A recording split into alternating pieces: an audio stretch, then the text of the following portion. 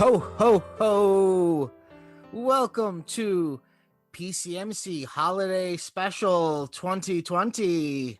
Oh, all the stars are out tonight. Yep. Jen, go get my telescope. All the stars are out tonight. Oh, boy. This episode has Jennifer Grace Litrell, Anthony Bongiorno, Janine Gagliardi, and introducing BIll Gagliardi. So, we're going to start with Miracle on 34th Street. Woo! I'm excited. I'd never seen this movie before. I saw it the first time with you, like 3 years ago. Mm-hmm. And we watched the original, so Damn right we the did. real one. And we didn't watch a colorized version. Right, We right. watched It the was real black version. and white. You know what? And I'm glad we did, because something oddly charming about this movie is the cinematography almost doesn't match it, because it's sort of lighthearted, yet it looks like a film noir sometimes. There's like crazy dark scenes. There's a scene right outside the courthouse at the very end where Chris is like, "Thank you for helping me." And it's like super dark, and there's just like a little bit of light on his eyes, and it's like, is this a detective story? It's super weird. Yeah. So A Miracle on 34th Street came out in 1947. It was directed by George Seaton. It stars Maureen O'Hara as Doris Walker, John Payne as Fred Gailey, and Edmund Gwen as Kris Kringle, aka Santa Claus. And Natalie Wood as Susan. You bet. Natalie Wood is adorable in it. She is so cute. She's very, the perfect Susan. She is. She's very good in it. When you watch this, you can tell she's going to be a star. Mm-hmm. Yeah. So the opening's really interesting. The opening's really beautiful. It's these handheld shots of Kris Kringle walking around New York City. But because it's handheld, it's sort of like low-key lighting. It looks like they're using natural lighting. It looks like almost like guerrilla style, like they just went out with him in a camera and just walked around. And it's such a dynamic view of New York City in the 40s. It almost reminds me of like early photography of like the director Stanley Kubrick was a photographer who worked for Look magazine, and he did a lot of like city stuff. Like it looks like that. It's like, I don't want to use the word gritty because it's an adjective that's used too often now, especially in marketing. But this movie does have a little bit of like New York stink on it. Yeah, it does. This is where you get like your first idea that he is actually Santa, or that he thinks he's actually Santa. Yeah. Because he corrects one of the shop owners on what order the reindeer go in. Right. There's a guy working in like a toy shop or whatever, and he's like setting up the window. And Santa, who goes by Chris with a K, Kris Kringle. Right. He knocks on the window with his cane. He's like, "You've got that wrong." Yep. In the new version, it's the guy from Jurassic Park. Yes, it is. It's not as good. So we go to the Thanksgiving Day parade. Doris, who's Maureen O'Hara, she's running the whole show. And you've got our first drunk Santa. Yes. He's the trope of the drunk bad Santa. Yes. It's cold. It's cold. A man's got to do something to keep warm. Yeah. He says that like 5 times. And Chris gets mad at him and threatens him with physical violence. Yeah, he does. With his cane. I ought to take this cane and shove it up your butt. That's not what he says. That's not what he says. Oh, you must have seen a different version than I did. Do you know that there's actually 3? There's a made-for-TV one. Yeah, that like no one cares about because it's kind of bad. Yeah, it never gets mentioned. She gives Chris the job to take over Santa Claus. Yeah. And of course he thinks he's the real Santa Claus. She doesn't know yet that he thinks he's the real Santa Claus. Right? Right. She never like asked him she never asked him his name. She just kind of like begged him to fill in. Yeah. So he did. And then she goes to hire him, and his like I think she looks at his card. Yeah. Or whatever, his employee thing. And it says Kris Kringle on it. And yeah, it says place North Pole, next of kin, Dasher, Dancer, Prancer, Vixen, Comet, Cupid, Donner, and Blitzen. Date of birth as old as my tongue and a little bit older than my teeth. Yeah. It's weird that his address is a real address, because he lives at a home for the aged. Yeah. It says, but then place says North Pole. So what's that? Yeah, it kind of makes no sense. Well, Yeah. here's the thing. This movie is about a psychopath. And no, really it is, because Yeah. when I watched it the second time, I realized it's not until the very, very end that you're supposed to believe that he's Santa. I think the point of the movie up until the end is that you're supposed to think, what's so bad that he's crazy? At least he's nice and crazy. Right. And they say that throughout a doctor from his home Right. says that maybe he has delusions, but he's not violent, so like who is it really hurting? Right. That he's like, I wish more people had delusions like him. Right. So we meet Doris's daughter Susan, the young Natalie Wood, and she's very adult. She's very pragmatic. She doesn't believe in Santa Claus. Her mom raised her to not really believe in anything. Well, because her mom is divorced. Yep.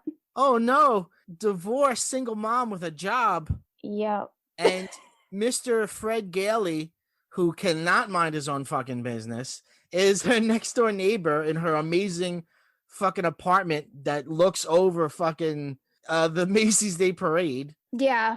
What the parade goes by where? I have no idea. Wherever the apartment that they're supposed to be in, there's really beautiful shots of they're in the apartment, but then through the window you see the parade, which is really nice rear projection imagery. If those apartments are real, they now cost $8 million a month.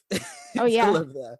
But I mean, she probably is paid really well. It's not like she's high she up in works Macy's. really high up. Yeah. Yeah, and Mr. Gailey, he's kind of creepy. I mean, look, he's interested in Doris. So he even says, like, to get to the mother, you have to, like, be kind to the child. So he said he read that somewhere. Right. The surest way. Yeah. But it is creepy that he just hangs around her kid, who's like a little girl. And she doesn't believe in anything. She doesn't believe in Santa Claus and whatever. And the child seems very world weary. She understands drunkenness. Right. She's like, what happened to the first Santa? And she's like, oh, do you remember what happened last year at what's his face? To the janitor. Yeah, and she's like, oh. Yeah. And Mr. Gailey's like, I don't like all these females thinking and stuff. I'm gonna put an end to all this. But typical like 40s movie handsome haircut guy. Like, I think he's handsome. No, he is. It's just like we don't need him. All right. He's like the handsome young guy in like every like Abner Costello movie or like Marx Brothers movie. It's like, you guys can't be the actual stars. So here's a handsome regular white man. Right. But he takes her to see Chris as Santa, which is a weird, creepy move. Yeah. Because she has already said that she has told her daughter that there is no Santa Claus. And then him just hanging out with her daughter, weird already, takes her to see Chris in Macy's. Because we haven't said yet that he does such a good job as the parade Santa, they give him the job as the in-store Santa. Right. Oh, wait, that was after they had Thanksgiving dinner together, though. So, like... Is it? Well, yeah, because it opens up on Thanksgiving. It's a Thanksgiving Day parade. Right. And then that night they have Thanksgiving dinner. So then anytime, and he's not even working there before Thanksgiving. So it's after they've already had dinner together. So I don't see why she wouldn't trust him to hang with her. But like, I don't know. I know. She laid down what she I know. She wants her child to believe. I know. I'm just saying she would at least trust him with her alone to babysit her. Yeah. But yeah, he takes her to see Chris, and there after Mr. Gailey and Doris are having kind of an argument about how he shouldn't have done that, and Susan overhears Chris speaking Dutch, I think it was. Yeah. To a girl that was adopted. Yeah. And that kind of like throws her off because she just can't rationalize why he's not Santa now, because she, her mom's trying to explain to her after, but she's like, but it was so natural. Right. And that's when she learns that he thinks he's Santa, because she calls him in to be like, tell her that you're not the real Santa, and he's like, well, I am the real Santa. Yeah. We meet Alfred, the like young janitor boy. He's so cute. Yeah, I think that he's coded as queer. Yeah. He's like a boy from Brooklyn, but there's a sort of queerness in the way that he's coded, especially later on when he's talking about his therapy. Yeah. We have an amazing small appearance from Thelma Ritter, who plays the mother of this little girl at Macy's, and she tells Santa she's gonna. Is it a little boy? Yeah, a little boy. Yeah. He's gonna ask for this fire truck, but tell him he can't have it because Macy's doesn't have anymore. And then he tells the little boy he will get the truck, and then she's like, "What's the big idea telling him that?" And then he tells her some other store to go and get it. Yeah, Gimbals, I think. Is it Gimbals? I think he sends her right to the company. Yes, it is Gimbals, because I don't remember his name and I should have written it down, but the guy, like the partner of Doris, her business partner. Oh yeah, his name is like something Hammer. Okay. Fizzle Hammer. Something like that. He overhears, and he's like, he gave Chris a list of toys to push in case there was a kid that didn't know what they wanted. So he's listening in to see what Chris says. Yeah. I guess since it's like one of his first days. Mm-hmm. And he hears him, I guess, saying, Chris says something like, "Yeah, we have those. They're really great here." And he's nodding, and then he says, "But you can get it at Gimbals." And then that throws him. You're right. And that starts this whole subplot of like this goodwill campaign where it goes all the way up to Mr. Macy, and he's like, "This is great. It'll make us look like we're not out just for money, and that'll make us more money." Yeah. This movie has this weird like theme of like, I don't know, not a theme, but the movie itself is almost like an apologia for capitalism or commercialism, where it's like, yeah, it's commercial, but it's good commercial. These are good guy commercialists. You know, what's his name? R.H. Macy, who was a real person, although the real person died in 1877. And this movie takes place in the 1940s. Mm-hmm. And they have him as a character. They talk about the competition between Gimbal and Macy's, and it's like, basically they're like, Chris's good naturedness will help them make money. Mm-hmm. Yeah. Which is there's some odd theming in this movie. You know, there's the sweet part of it that's like about like believing and you know, the joy of imagination and stuff like that. But then there's like a lot of people use Kris Kringle for their own benefits, including like the judge at the end who's just running for political office. Right. Like his political advisor's like, if you throw Santa Claus in jail, that's the end of your political career. So like there's a lot of weird stuff going on in this movie. At some point, Chris gets fired. Mrs. Walker fires. I think I'm jumbling things up. I know she sees his employee card, and I think that's when she fires him because she's like, he's crazy. But then they bring him back immediately. Right, because Mr. Macy went on that whole tangent about how amazing he is. Right. And that he's creating loyal customers, even if he's sending them other places.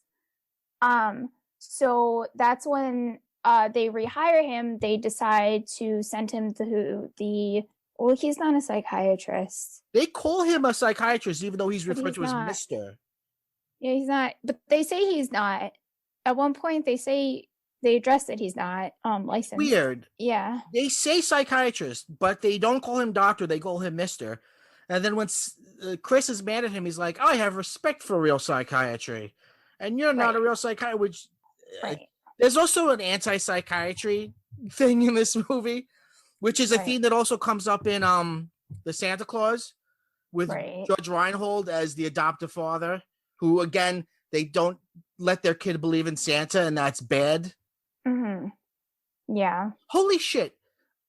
The Santa Claus is just Miracle on 34th Street, but instead of it being this kind old man, it's his dad. Yeah. Yeah, he does believe he's Santa. My mind is fucking blown. Yep. I just blew mine and everyone else's minds. Everyone else just fucking their heads exploded like an atom bomb. So we meet Mr. Sawyer, who is whatever. He's Macy's has their own therapist. Right. I don't know how that works. And he gives him an exam, which Chris has taken a bunch of times because he calls himself Santa Claus. So obviously he's done it a bunch of times. Right. And the test is just And like, so who was the first president? Like, shit like that. It's weird. Right. And that muscular core, which I tried it and I couldn't do it. I mean, I couldn't do it at first. We're gonna lock him up in Bellevue. What hand goes where? So I guess Chris starts asking him questions because he's like playing with his eyebrow and he's biting his nails and he has all these nervous habits. Right. So, and Mr. Sawyer doesn't like that. Right. He's like, I'm the one doing the questions here. While they have Chris and Mr. Sawyer there, Doris and her business partner are Shellhammer. That's it. Thank you. They're meeting with the doctor from Chris's home, and that's when he's just like, he's really not a threat. And then Mr. Sawyer comes in a huff, and he's just like, yeah, he is, but he's not. Right. Right. They even suggest putting him in a mental institution. Yeah. Which, he hasn't hurt anyone. He's not a danger to anyone. Well, the Mr. Sawyer is mad because I guess Chris outsmarted him. So he basically says he's dangerous just because he's angry at him. He's like, I'm telling you, one day his delusions will lead him to violence. Right. The guy who runs the old age home is like, I don't think that's true. Right. And then he suggests maybe having someone closer that can go with him to work and home. Right. Just to keep an extra eye on him. Because I guess he's still living in the old age home and just taking the train into the city every day. I forget where they said he was living. It was kind of far though. Oh, Long Island. Great Neck. Where is he living then if he's not? Yeah, he was at the home. He said he didn't want him to have to go from Long Island. He was at the home. Yeah. I guess it wasn't like a nursing home where you can't leave. Maybe it was just assisted living. I want the fucking dark prequel to this movie. Yeah. It's just Silent Night, Deadly Night. So he moves in with Fred, which is very cute. Right. He has twin beds. Right. In his little apartment. But there's a reason why. Because Fred, who again can't mind his own beeswax, Fred sees Chris helping Susan have an imagination and pretend to be a monkey. Right. He teaches her how to play and how to imagine. Right. Because she doesn't imagine because she's got no imagination because her mother's divorced. So she's like, these other children were playing animals. And I was like, I am not an animal. And he was like, teaches her to play and pretend. It's very cute. And then Fred sees that and he's like, And he realizes that having Chris around will be good for them. Right. Good for mother and child. Right. Again, getting his nose in other people's businesses. But it's so cute. Yes. They sleep together. It's adorable. They have Bert and Ernie beds. Yeah. And he asks him if Santa sleeps with his beard inside or outside of the covers. So cute. Yes. We learned Susan's dream, Susan's wish for what she wants for Christmas. Yeah. Very sweet. She wants a home, like a house, rather, not a home. Right. She has a home. Well, I'd say what it represents is a family and a home that's not broken. Right. Like she lives in a nice apartment with her loving mother, but she wants a house. And I think the idea is she wants a traditional home. Right. And Chris is like, well, I don't know if I can pull that off. And she's like, oh, I guess you're not really Santa. They make a deal that if he can get it for her, then he's real. And if not, right, you're just a nice old man with whiskers, like my mother said. Right. Because she has a picture, I guess, from a real estate something. She's got a picture of a house. It looks like a sketch or like a drawing. It's not like a picture. From a magazine or something. Yeah. So then... But Chris gets the idea. Chris now, he's butting into people's lives. Because Chris gets the idea that he could... Because he's when he's at Gailey's house and they're getting ready to go to bed, he's looking at the picture. And I think he gets the idea there to make them into a family. Maybe. That's how I read it. I think they're already dating. They don't really say it until they kiss at the end. But I think they kiss somewhere in the middle too. They never really address it, but I think they've been dating since Thanksgiving. I don't think they're dating at the very beginning, but I think like from Thanksgiving on, they are dating. But for some reason, it's never explicitly said. It's just going on in the background. Right. That's So, another peculiar thing about this film and the story of this film, which is I kept asking myself, who's the protagonist of this story? Is it Chris? Is it Susan? I mean, Chris is in it the most, but he doesn't really change at all from beginning to end. Other people around him change. I feel like it's Susan. But she's not in it all that much. Right. And then there's a lot of stuff, especially towards the end, like when you get into the trial and stuff, or the hearings and stuff, where like you're seeing a lot of scenes from the point of view of the lawyers and the judges, and it's like, boy, the story jumps around a lot. Right. You got a whole like 5-minute scene with the guys who work at the fucking post office. That always looked like a lot of fun. I don't know if that's really how a post office works, but they just like throw the mail up and it sucks it up somewhere. It looks like a lot of fun. Clearly, Jon Favreau was thinking about that when he did Elf, and he has Buddy work in the mailroom. Yeah, very sucky. Yeah, right. Right before Gailey and Santa go to bed, Santa says, "Those two are a couple of lost souls, and it's up to us to help them." So Santa is in. Oh yeah. Yeah. Sorry. Go on. He says, "You work on the mother, I'll work on Susan," or something like that. Doesn't he say something like that? Something like that. Yeah. Yeah. How about you leave these women alone? Let them enjoy their lives. Yep. So, Santa goes to lunch in the big Macy's cafeteria. I don't know what Macy's is like, especially the big Macy's in the city, but they make it look like it's a city. Like it's got its own doctors and cafeterias, and it does have a lot of space behind the store. Because I used to go to SantaLand. I mean, before they made you make a reservation, and you would just get online and you would go and walk so far back past offices and offices and offices. Like I did not know that there was enough room for all these offices in this building. So I feel like it's probably not wrong. They do have there's like a McDonald's in there. Wow, okay. Like there's food. Like I feel like it can't be too far off. So at lunch, Chris is having lunch with Alfred, and Alfred's talking about how he's been getting therapy from Mr. Sawyer. And basically, Mr. Sawyer's like screwing him up. He's like, he says I have a guilt complex, and that's why I like to dress up like Santa Claus and give out toys to the kids. And he says, he says it's because he hates his father. That's what Sawyer told him. Ray says, I hate my father. I didn't know it, but he says I do. Again, it's a real fuck psychiatry kind of joke. Yeah. So Chris is like, I won't have this, and Chris goes to confront Sawyer. He hits him. He does hit him. He does hit him, but it also has to do Alfred. He mentions that all of that is why he Sawyer said that because he hates his father, that's why he has to give out presents as Santa. Yeah. And then that upsets Chris because Sawyer hurt his friend, but also, You think he was insulting Santa himself? I don't know. By saying that? That's interesting. I didn't read that, but that's where Sawyer gets the fuel to say that his delusion was attacked and now he's violent. Right.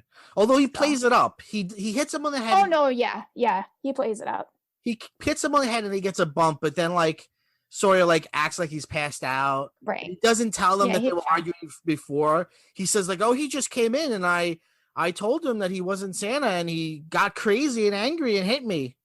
Right. No, he provoked him. He yelled at him. Yeah. And then Chris hit him. And this is where I think it's coded as queer because they don't say it, but I feel like what's going on is Sawyer is saying to Alfred, you shouldn't hanging out with children. You shouldn't dressing up like Santa. There's something wrong with you. Right. Yeah. And then there was that weird line where Chris is like, I have respect for real psychiatrists, but you're not one. And I just feel like that's the screenwriters being like, I don't know, we can't just shit on psychiatrists. Totally. I mean, he's not one. He's not a doctor. Yeah. You're right. They trick Chris into going to Bellevue. Yeah.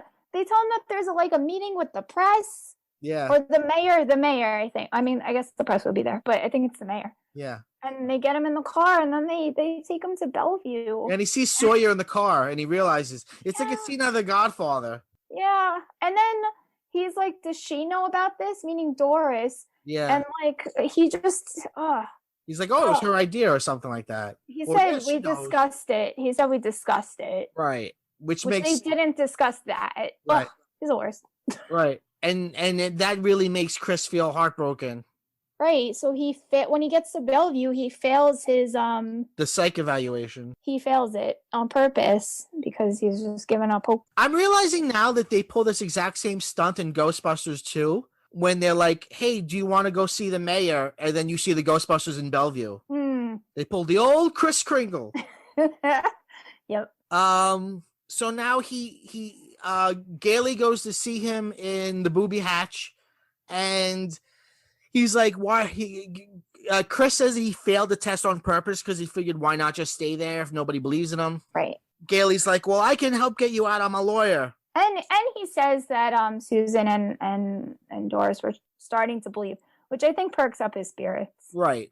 Because he does like them. Right. So now there has to be, it's not really a trial, it's a hearing. Now there has to be a hearing because they can't Macy threatens Sawyer. Right. Sawyer. And he's like, you better get Santa back. Like, I don't care what you do, get him back. Yeah. But I guess you can't get someone out of Bellevue without a hearing, especially since he failed the test. Right.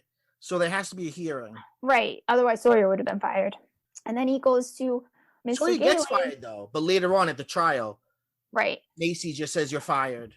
Right. Mr. Gailey, he approaches him and he asks him like to keep it kind of quiet, that Macy doesn't want the publicity, blah blah blah. And that's where Fred gets the idea to like make it public and make everyone care. Big show. Yeah. And here's where we get to meet the prosecutor. Right. And also the judge. Right. And the judge is he holds some sort of elected office, or maybe being a judge is elected office. I don't know politics.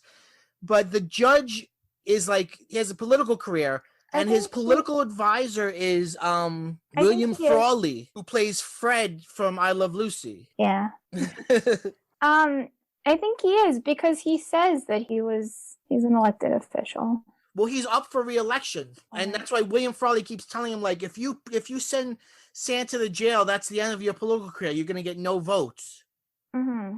Like a cigar. And you see his grandchildren like won't hug him goodnight, and they're like, you're putting Santa in whatever jail, whatever. And he tries, in the first day of the hearing, he tries to like give him an easy out. He's like, you're not really Santa Claus, right? And he's like, yes, I am. And he's like, oh, come on, dude, I'm trying to fucking help you.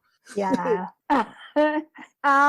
So the trial goes, and then I don't know why Fred decides to prove that Chris is Santa Claus instead of just proving that he's not insane, which would get him out. He has to take the extra step. I'm not sure why either. He also quits his job at the law firm. Right. Yeah. See, that's another thing, because there's such weirdness in the story here. And I don't mean that it's a bad movie. I think it's a very, very charming, sweet movie. But it's the kind of thing where it's like, if you go to like screenwriting class in film school and they teach you how to write a proper script, like there's all these equations and what's supposed to happen, and like none of it works out. Like Susan, if she's the protagonist, why isn't she more a part of the plot? Why doesn't Maureen O'Hara character change until the very, very end? You know, like things flow in a very weird way, narratively in this film. And like Gailey, like other than like, I guess he likes Doris, he doesn't have to do any of the things he does. Mm-hmm. He's like not in the movie, and he's like butts into the movie. He's like, hey, you guys having a movie over here? I'm going to be a part of it. Like none of this, there's really very little stakes for him until he quits his job. But even then he's like, whatever, I'll go work at another place. Yeah. And Maureen O'Hara, or Doris, she really doesn't believe until like really the end, because she says to him like, why are you throwing away your whole career? Like, this guy's not Santa Claus. I know. Like, what are you doing? Unless he's doing it all for Susan, but I don't know, because he doesn't even really believe it. In the very end, when they're in the magical house, to cut to the end, when they're in the magical house, he begins to say like, "Oh, I must be the best lawyer ever because I got whatever," and then he sees the cane. So even Fred doesn't really believe he's Santa until the very, very, very last minute. Right. I don't know. Maybe he just saw a man who didn't really have anyone. Yeah. And just, they're roommates. They bonded. They're roommates because he asked him to be his roommate. Because he saw a little man in need. Yeah. The trial is, or I guess it's a hearing that has multiple days. It's probably the most famous thing about this movie. Before I watched it, I thought that that's what the whole thing was. I was surprised to learn it's just really the last act. It's kind of like in It's a Wonderful Life. You think the whole thing is him seeing how the world would be different if he were never born, but that's really only like the last 30 minutes. Like most of the movie is just his life. They call the DA's son on the stand. Yeah. Which is super cute. Right, because they're like, "Do you believe in Santa?" And he's like, "Yeah, my dad told me to Santa. My dad would never lie to me, right, Daddy?" Yeah. It's cute, but it's also like, what are you trying to prove here? I don't know. Well, let me ask you, what is the theme of this movie? Like, what is the point of this movie? That you should believe even when you don't believe? Even when you know that this person's not Santa Claus? I think so. Yeah. Okay. I mean, that's the theme in both movies. In the remake, they do a whole thing where people are like hanging signs out their windows that say "We believe," and it's on like the Goodyear float, and it's like a whole big like "We believe" campaign thing that happens in the second one. So I mean, yeah, I guess to believe and to have faith in something. I guess it goes back to like the yes, Virginia, there is a Santa Claus thing. Like there is good in believing. Right. Which is probably true for a lot of Christmas movies. Well, I mean, is it Fred that says to Doris, faith is believing in things when common sense tells you not to? I think so. Like, I feel like that's a big quote that I've heard other places too. Yeah. I mean, probably from this movie. Yeah. I don't know. I feel like it's just like having faith in people, in something. So when did you first see this movie? I don't know. It's just always been on. I don't remember a first time. I live in a house with people a lot older than me. So I grew up with a lot of old movies. Yeah. Is this your favorite Christmas movie? It's definitely up there. I feel like it's not Christmas season if I haven't watched it yet. Okay. Probably this and A Muppet Christmas Carol. Sure. Yep. Well, thank you for showing me this movie. Thank you. I think it's very charming. I think the performances are really good. I think that the stuff that's not shot on stages, like stuff at the parade, is actually shot in New York, and I just love seeing New York in the 40s. Just like seeing what New York looked like back then is just always amazing. Yeah. And it is very charming.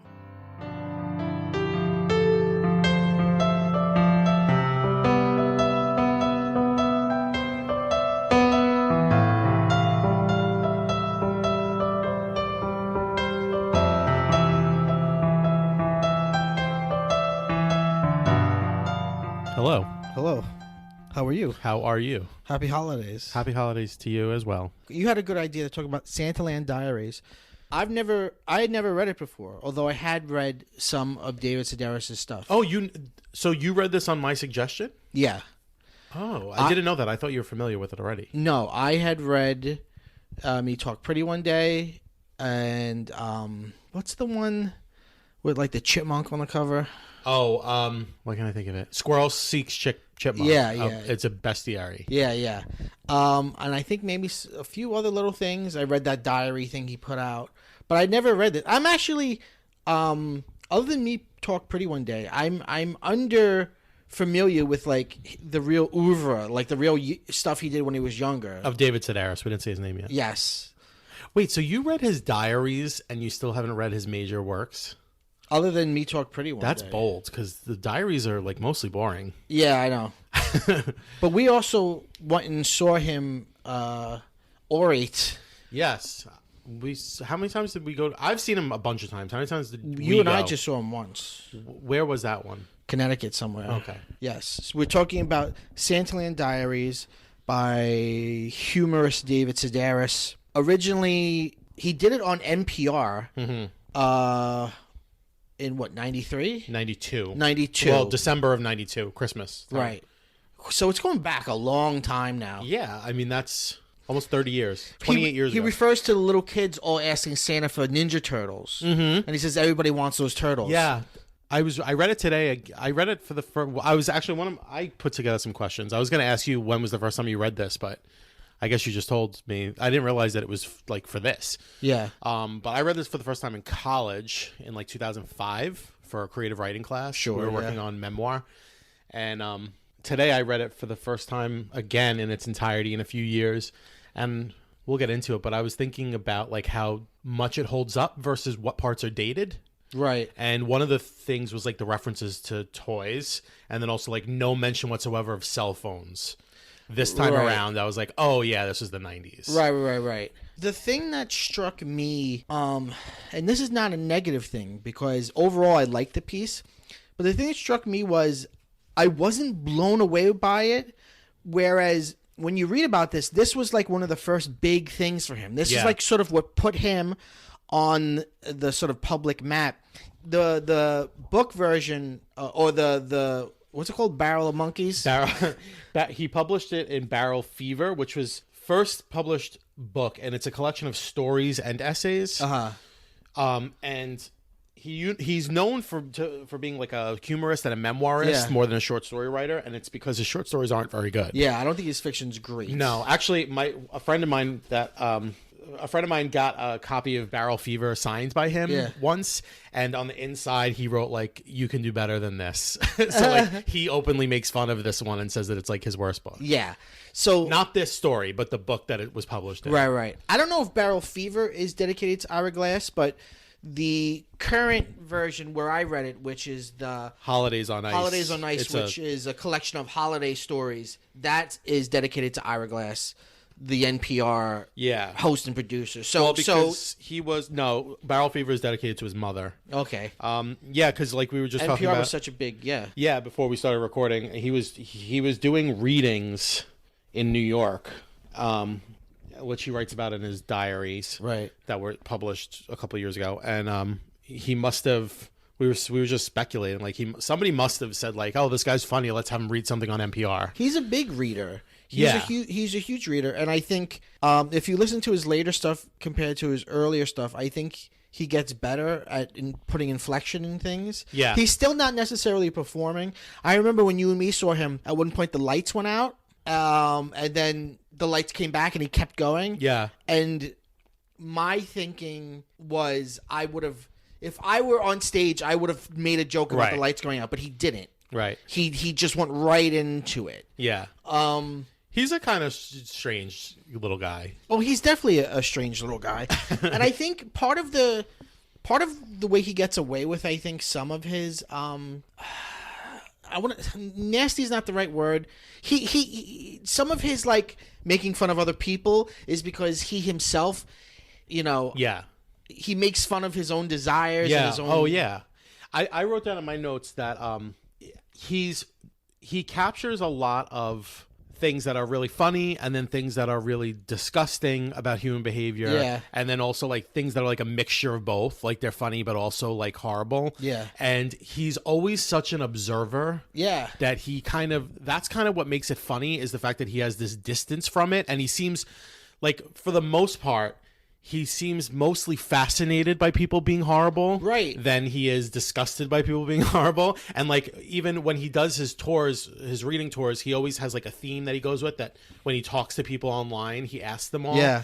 And one time, I don't remember if it was the one you were with me for, he was asking people like, what's the rudest thing anybody ever did to you? Mm-hmm. And he was writing, like, whenever he'd hear a really good one, he'd write it down. Right. And he's like that. Like when you when you get a book signed by him, he immediately jumps into a conversation with you. There's no chit chat. Which is famously why he has those long lines, because he doesn't go slow. He likes talking to people. But he doesn't ever, there's no preliminary. He jumps right in. Like, he'll be like, "So what do you do?" And I remember when I first, one of the only times I ever spoke with him at length, he was like, "What do you do?" And I said, "Oh, I'm a teacher." And he was like, and what's your name? And I told him my full name. And then he was like, don't ever let the kids call you Mr. B. I hate that. And like he went into this whole thing.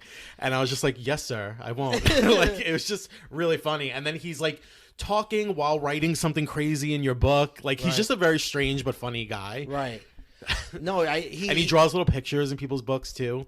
I think I said this on a recent episode of PCMC. It's your fault. I was conned into getting I was duped into getting Masterclass. Listen, I duped myself and Janine. We were all duped. But the most entertaining is his Masterclass. Yeah. Because he doesn't have any artifice of it being. There's nothing about it being educational. It's like a podcast. It's just him talking. Right. And it's entertaining. And he's fascinating. I think he as a persona reading his work is maybe more interesting even than the writing, although the writing is really strong. Yeah. I think going back to what I was saying before about like I wasn't totally blown away, and I think it's because he has had, I think, a tremendous, immeasurable influence on modern memoirists and modern essayists. He basically like every invented it or brought it back. Right. Every comedian who writes a book now, every blogger now, all of these people, like, books that I like the one who wrote Meaty, Samantha Irby. Samantha Irby, yeah. Samantha Irby, I feel like, comes from the David Sedaris tradition. Which is like no holds bar, gonna tell you everything embarrassing about myself. Right. Totally honest and funny. Right. Kind of style, yeah. Yeah. So it's kind of one of those things like when you see Citizen Kane and you're not totally blown away because it's so familiar to you, but you have to stop and remember that this is the origin of it. Yeah. That this would have been strikingly, out of the blue when you first heard it. Right. And now you've got so many years of imitators. Yeah. Or people who are just influenced by him. Right. Yeah.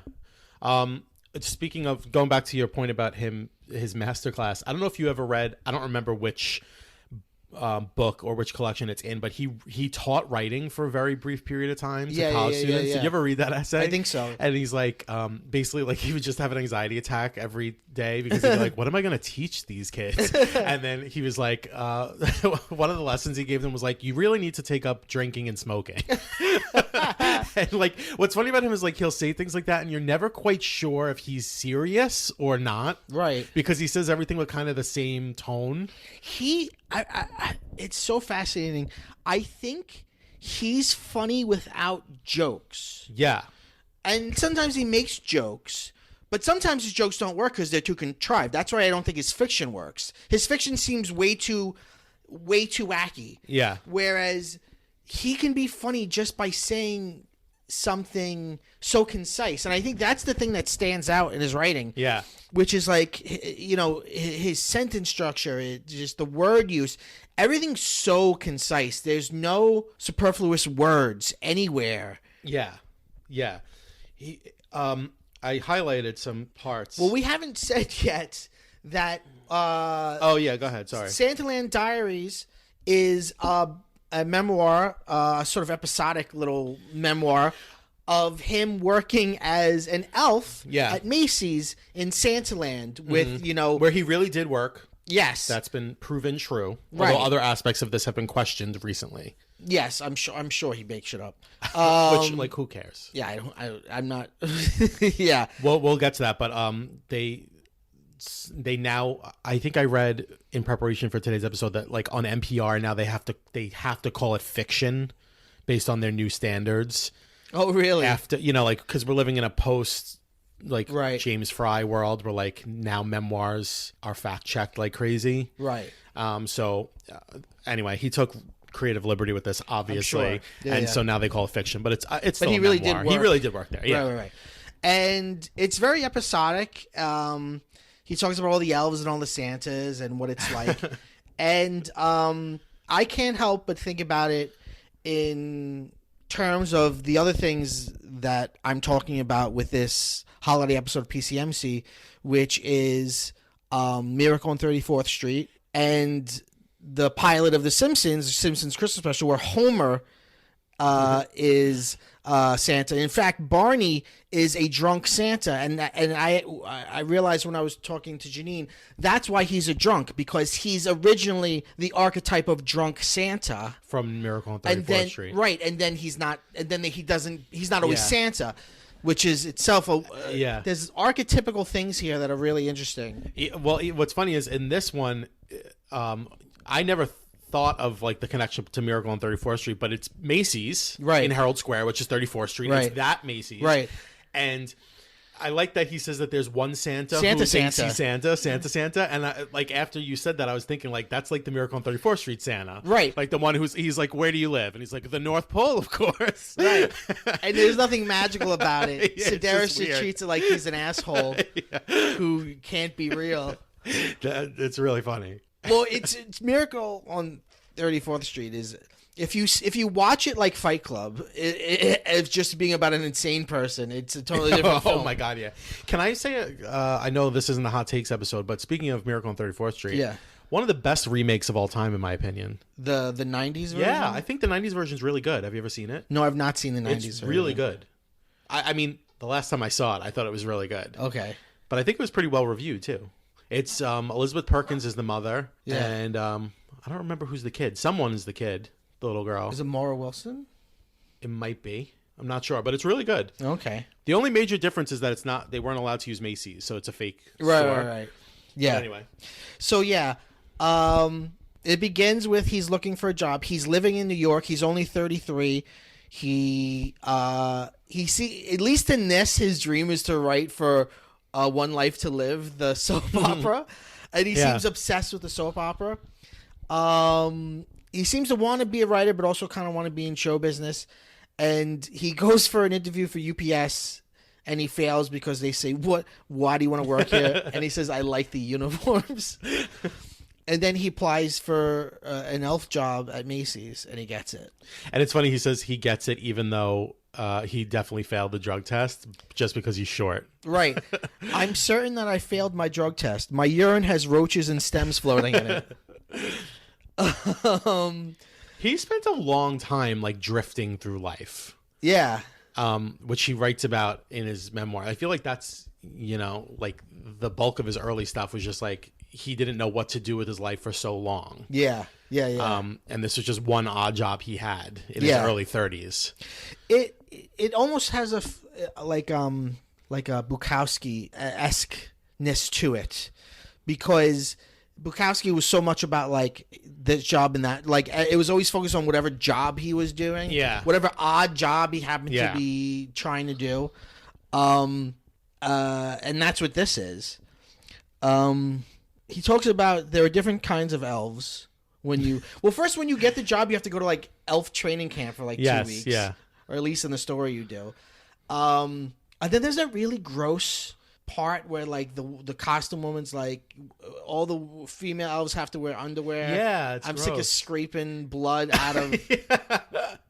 Don't tell me you're a dancer. If you were a dancer, you wouldn't be here. He's so good at like capturing like the strangest people, like saying the strangest things. Yeah, but just like presenting it without comment and letting it speak for itself, like how funny it is. It's like this idea that like if you take something really specific that someone says and you take it out of context, it makes it really funny. Right, exactly. Yeah, it's almost like he's looking for the odd. Yeah. Oh yeah, and there's a lot of that in here. And you're right. He's the constant observer. Even when active in his own life, he's just observing what's around him. Yeah. And you know what's funny? I always forget. I've read this a few times, and I always forget until I read it again that it really is. It's called SantaLand Diaries, but it really is written as a diary. Yeah. So he'll say like, today I did this, today I did that, and then I at first I thought that was just his way of structuring it. But after reading his actual diaries, I'm starting to wonder, like, how much of this really was part of his diary. Just taken from his diary. Just taken from his diary. Because he's known to be somebody who he keeps a journal and he writes in it every single day. Yeah. Sometimes just one line about what he did that day, anything he noticed, or something funny that happened. Something somebody said. So, there's a lot of. Well, he talks about all the different kinds of elves. Photo I love elf, that he calls them entrance by elf. their names too. He's like, I was hanging out with Snowball. with Snowball. Like, Right. He only calls them by their elf names. Right. You have to pick a name, so he picks Crumpet. Crumpet, and then he changes it to Blisters. Yeah. There's photo elf, entrance elf, water cooler elf, bridge elf, train elf, maze elf, island elf, magic window elf, emergency exit elf, counter elf, magic tree elf, pointer elf, Santa elf, usher elf, cash register elf, runner elf, and exit elf. And any day you could be anyone. So he has different stories about going all over. They show them a video. They talk about how Macy's has so much Oh my God, that's so funny. theft. So they show them a video, like ex-employees talking about how their lives are ruined because they stole. Yeah. Wait, I'm trying to find it. I think it's one of the funniest passages, where it's like they're saying like, "Oh, hold on, this one." I found it. A lonely, reflective girl sat in a coffee shop, considered her empty cup, and moaned, "I remember going out after work with all my Macy's friends. God, those were good times. I love those people." She stared up into space for a few minutes before continuing, "Well, needless to say, those friends aren't calling anymore. This time I've really messed up. Why did I do it? Why?" It's so funny. I know that now, if you work at Macy's, they give you like a clear see-through purse that you have to carry with you. Get out of here, really? You worked at Macy's? No, I did not. I worked at JCPenney. Oh, okay. They give you a guidebook called the Elfin Guide. Mm-hmm. You know, and a lot of it's just like him. Like this is a line that stands out to me. Like you're supposed to like act really nice to the kids and say sweet things, and he's like, I would say things like, "A lot of people would kill for that little waistline of yours." Yeah, a lot of the humor is like in things that he does to pass the time. Right. One of my favorites is when he talks about the magic window. Yeah. Which is like where it's like step up and you can look through the window and it's a two-way mirror and you see Santa. And he's like, hold on. You can see Cher or Mike Tyson. He gets bored and he's like, he says, "I said that for a while. Then I started saying, step on the magic star and you can see Cher." And people got excited. And he's like, "Do you think Cher is so hard up that she'd work at Macy's?" It's so funny. The only thing the really offensive thing, and it's of its time, this was 92, is he uses the R word a lot, which is a word that's we don't really use anymore. He uses it in that one section, and he says like, he has a section about them. He then gets into, I really like when he gets into like the little segment where he's talking about pictures and the kind of people that take pictures, and he has a really great line where he says, quote, "It's sad because you would like to believe that everyone is unique, and then they disappoint you every time by being exactly the same, asking for the same things, reciting the exact same lines as though they've been handed a script." Because he talks about how like the adults will make the same jokes, and everyone acts the same. Yeah, it reminds me of like when you think you thought of something really funny, and then you go on Twitter and it's trending. Because a million other people thought of the same funny thing you did. Right, exactly. Like he talks about like every like loudmouth guy would be like, "Oh, I want a woman. I want a BMW." Oh, wait, there was one part that really made me laugh when he was like, every woman over 50 says like, "I don't know, Santa, if I sit on your lap, I might break it." And he's like, "How do you break a lap?" He's like, how can so many people come up with the same stupid joke? It's true. Well, like you and I, our last name is Bongiorno, which means good day in Italian. And I'd say 90% of the people I've ever introduced myself to have made a joke about it. Me too. Sometimes as simple as, "Oh, buongiorno, buongiorno." I get that literally every day from people I work with. So... It's hard. So people are. It is. I mean, it's what I like about it is it's a icebreaker. Yeah. If you like when you introduce yourself, you're like, "So my name means good day." Yeah. So hey. But actually, it doesn't. There are all these like weird little things, like the little boy that the mom lets him pee on the fake snow. Yeah, that's so weird. Phil Collins being there and him he's like, "I don't care about Phil Collins," but I would tell people, "Hey, that's Phil Collins." And then, he gets in trouble because then he tells me where to go to meet him on his way out. You can catch him. Phil Collins gets there and there's like 20 people waiting for his autograph. I really love the part when he's like talking about the pleasure he takes in telling them that they're not going to get their photos till January. Yeah. And then he's like, he started telling people you wouldn't get them till August because he just loved the shape, like the look on their face when he says that. Yeah, I love that too. like loving disappointing people. And the stuff with the kids, like kids crying, is so funny. I like when he's like, you never, once a kid starts crying, that's it. You can never stop them. They don't stop crying until 10 blocks later. And then I like when he's like, one mother slapped her daughter and said, like, you get on that man's lap or I'll give you something to cry about. Yeah. And then he talks about the documenters who just they just come and they immediately start grooming the kid and they tell the kid exactly what to say. And the kid has to ask for the things you've already bought. So like, ask Santa for this, ask Santa for that, and then they always go, what did you tell Santa? And then all the other people, Snowball is the flirty elf. Yeah. Who he thinks is flirting with him. I like that he says he's playing a very dangerous game. Yeah. Snowball just leads elves on and Santa's. He's playing a dangerous game. See, that's a perfect example of that's not a joke. That's just a sentence. I know. But it's so absurd that it's funny. Right, yeah. Like there's another one where it's like him and one other elf like go to the park and get stoned. Yeah, I spent a few hours in the maze with Puff, a young elf from Brooklyn. And then they just spend the day like stoned talking about how Satan and Santa are right. Like it's an anagram. And it's like everybody loves Satan. And it's like imagine if it was like meet Satan. So trying to see some of the best lines. Standing in a 2-hour line makes people worry that they're not living in a democratic nation. Yeah, it's true. It's so true. Well, he talks about like there's the oh my god spot where people come up the escalator and they say oh my god when they see the line. And his job is to be like, relax, it moves quickly. It'll only be an hour. What I was interested in, and I'm always kind of interested in when I read this, is he talks a lot about like, and this could be, I guess, this is sort of offensive. It seems like he alludes to some adults that are like developmentally disabled coming to see Santa. Oh, right. Adults coming and sitting on his lap. Yeah. And I don't know.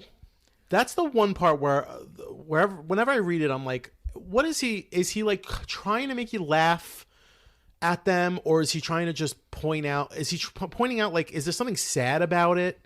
It's like he talks about like a grown woman who's dressed like a little girl comes in with her very old mother. Right. And she's like at least 40 and she has pigtails and she sits on his lap. And he doesn't use the R word for her. No. And then there's another guy he said was a very handsome guy, but then he talks about the toys. He's like, I love to talk about toys. And then he says he notices he has a dent in his head. Right. I mean, he gets away with a lot because he just presents hairs. Things right. without comment. We can sort of I think you have to read it your own way. I mean, we could split hairs, and you could probably make the argument either way. Again, it's of its time. Yeah. But you're right that it does. It almost reminds. This is a weird comparison, but it almost reminds me of the photography of Deanne Arbus. Yeah. Right, where she was a black and white. Not she. She actually was a person who was not black and white. Wait, you mean everybody wasn't black and white? Yeah, she was a photographer who mostly worked in the medium of black and white and mostly worked in the medium of portraiture. And she famously did a lot of portraits of so-called like circus freaks, like, the bearded lady and stuff like that. And she also went to mental hospitals and homes for disabled people and took a lot of pictures. And people have always asked, like, was she exploiting them because she was a well-to-do, wealthy white woman, or was she not? And I think you're right. It's a similar question because she's just presenting it. Right. She's just showing you a portrait of it. Yeah. I mean, he's a humorist, and he ridicules people that he wants to ridicule and wants you to laugh at. And he doesn't seem to ridicule them. So, right. I would just, maybe I'm biased, but I would say that he's probably not trying to make fun of them. Mm-hmm. But he does present them to the reader as maybe it's just like these are the types of people who come to see Santa that you wouldn't think about. Yeah, I think that's definitely part of it. Yeah. He also doesn't always punch down. Like, he'll make fun of well-to-do people. Oh yeah, he usually punches up. Yeah. Well, I really like. I love the section with the racist people. Right. Like last year we had a chocolate Santa. Yeah, Can you it's make crazy. Sure? And he would send them back to the Black Santa, Well, Jerome. like the one he says the one mother was like, send us to a traditional Santa. You know what I mean. So then he sends them to the Black Santa, yeah, Jerome. right. And then he's like, he was saying like, he says is like, it's amazing how some people come right out and say it. And he's like, one guy was just like, last year we had a black Santa. This year we want a white. Right. Like just crazy. Yeah. And I don't doubt that at all. Especially. I don't doubt that. It's probably worse now. You think it's worse? I was going to say it was probably worse in 1992, but here we are in 2020. Maybe it is worse. It probably was worse, got better, and now it's terrible again. Yeah. Yeah, so that was eye-opening. Another really funny part is when she's like, and I used to hate when people would do this to me because I worked as a waiter. I also worked in a toy store. A parent tries to bring you into their parenting, and she's like, tell him Santa will, I know. Tell him Santa will bring him coal. And he says, what is it? What does he say? Santa doesn't traffic in coal anymore. Yeah, I said that Santa no longer traffics in coal. Instead, if you're bad, he comes to your house and steals things. And then he goes on. He's like, he's gonna take your TV and he's gonna take all of your clothes. And the mother's like, okay, that's enough. She was like, that's enough. That's enough. I was gonna bring this up too because we both worked extensively in customer service. Yeah. And so much, although we never worked as elves. No. So much of this does remind me of like working in a restaurant during the Christmas season. Oh, any place that has a rush. And just how god awful people are. And like, especially that part when he was talking about how Christmas Eve is the worst day of them all. And he's like, people got into fist fights and there were dirty diapers thrown on the floor. Right. And like, just people are disgusting. Like, it's just really, it's like the underbelly of society. Yeah. I definitely could identify with a lot of that. And I do love that one section where she says that she's going to get him fired. And he says, I want to lean in and say, I'm going to have you killed. Right. Well, that taps into like the current quote, scare quote, controversy. Yeah. Of last just a few days ago, Sunday, I think it was. Right. He did what was it for? 60 minutes? Like what was it for? It was just a like morning show. It was a little Sunday morning show. Kind of. It was barely an essay. It was like a little kind of oral essay where he talks about he wishes that you can fire people. You could have citizen firings like citizen arrests. Yeah. And a lot of the examples he gives are like retail workers that are stupid or doing bad jobs. And a lot of people are like, well, this is tone deaf. People are out of work. Right. People out of work, blah, blah, blah. Which I understand. I understand that. But it's just so funny that like in this, he talks about the woman being like, I'm going to get you fired. And he says like, who do these people think that they are? Well, on Twitter, people were quoting that section and saying like, look how much he's changed. You know, like, and a lot of people who were fans of him spoke out against that and said like, I've read everything he's ever written. I'm a big fan of him, but this was tone deaf. And it just goes to show that fame and money has changed him and age, I guess. Well, you know, he wrote this in the 90s when he was like a young drug doing guy, and now he's an older, wealthy, not even American. He lives in France. Yeah, he's an expat, totally. You know, in a beautiful house. So it's he spends his days picking up garbage off the side of the road. and walking and stuff. Yeah. So like he has a very different life now. He's got this great success now. Yeah, I don't know. I mean, and I think I said this a couple episodes ago. I'm sophisticated enough to like somebody that I don't agree with. Not to brag. Yeah, I was gonna say humble brag. But I don't cancel people. I think it was tone deaf. I think it was stupid, but I still like his other books. I think it was tone deaf maybe for the time. I think it was ill-timed. Right. Well, exactly. I think if a year ago he had done the bit, it would have been fine. Right. And in sometimes that makes it feel like he wasn't thinking about the unemployment rate. Right. It was more of just this normal, Yeah. what it's like to be out there, kind of like. Right.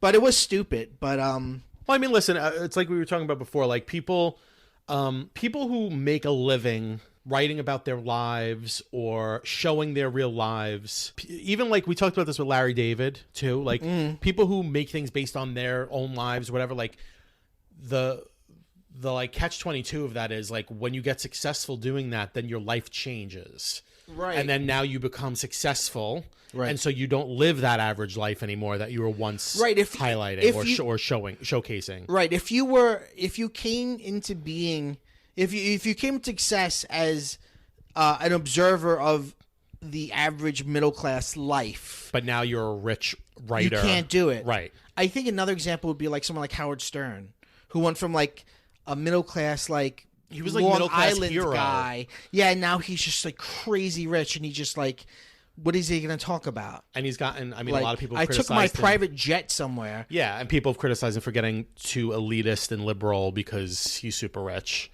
Right. Yeah, it reminds me of the Housewives as well. Sure. Because, these housewives, no, seriously, like people on reality TV too, like they start off, like you start off documenting their real lives and then they become famous and recognizable. Even like the Borat movie. Yes. Like he had to work around people knowing who Borat was. Yeah. So it's kind of like the same concept. So like here he was like young and struggling. Now he's not. So like, is he a little bit tone deaf? Yeah, probably. Is he like of the people anymore? No. No, right. And, also his writing isn't as good as it used to be because he's just past his prime, I think, as an artist. I mean, his last few books haven't been as good. They just haven't. And then a lot of it's like repackaging of things. Yeah. The last like 3 things he's released have all been he just released The Best of Me. The Best of Me, which is all just repackaged. It's like a best of collection. Right. Yeah. How does this reading this again, how does this make you feel? Because it's I think it's very funny, but it doesn't it didn't put me in a holiday mood. No, it's very dark. It is very dark. It's darker even than you think because nothing horrible happens, nothing truly sad happens, but it's just the bleakness of capitalism. Yeah, he never gets to, and he's not this type of writer. He doesn't often like, his essays are never very pointed, and like he never directs the reader toward any theme or moral or anything towards the end that he wants them to take away. Right. And this is just a perfect example of it. Like it's all dark observations about like how like corporate Christmas and capitalism and how terrible people are to each other, and then that's it. Like he doesn't ever comment on like anything just sort of nice. He just leaves it. Right. He doesn't put a button on it. You just have to sit with what he's given you. Yeah, it's like true satire, like real satire that like makes you. It's like you're laughing, but it hurts. Yeah. It's like it's uncomfortable because it's like holding up a mirror to the worst parts of ourselves. Yeah. And it's just like unflinching and presenting that to us. Yeah. Which is what all the best satire does. Right. So he doesn't ever sugarcoat anything, and no, he doesn't. It not just sort of ends. Right. It ends when the job ends. Right, Actually, it ends on a funny note, which is the woman cursing somebody out. Yeah. On the phone. Yeah. So it didn't make you feel in the holiday spirit, which I can understand. No, it didn't. But I thought it was a good read. It's a quick read too. Oh yeah, absolutely. And if you could hear him doing, you could find on YouTube him doing it, although slightly different versions. Yeah, there are different versions. I was actually going to ask you about that. Like, I read a lot of his work before I ever started listening to him read it aloud and going to see him read stuff aloud, and I appreciate the experience of both. But sometimes I feel like it's funnier when, I don't know, it depends on the piece. Sometimes it's funnier when I read it, and then sometimes it's funnier when I hear him read it. Well, I feel like when you read it, you can think about it being just the everyman, right? Just like but when he's so specific. His voice is so recognizable. He has a very high pitched voice. He almost reminds me a little bit of like Truman Capote. He's elfin, like yeah. He's got a high pitched voice. He's really tiny. He's got a high pitched voice. He is like very dapper. Like he dresses in a really stylish way.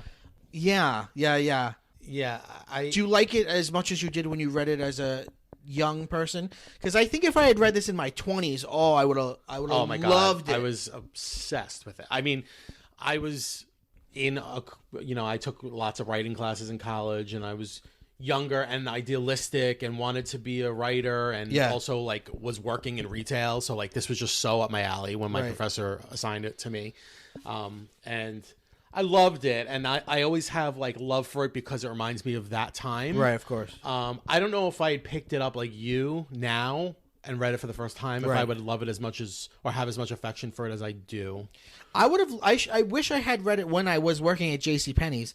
I wasn't playing an elf. I was just a normal sales associate, but it was during Christmas, and I was in like the little Christmas corner.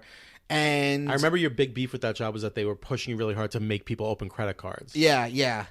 And it was in a mall, and on my break on my iPod, I would listen. Whoa. I would listen to an audiobook of The God Delusion by Richard Dawkins, because I was really coming into my atheism.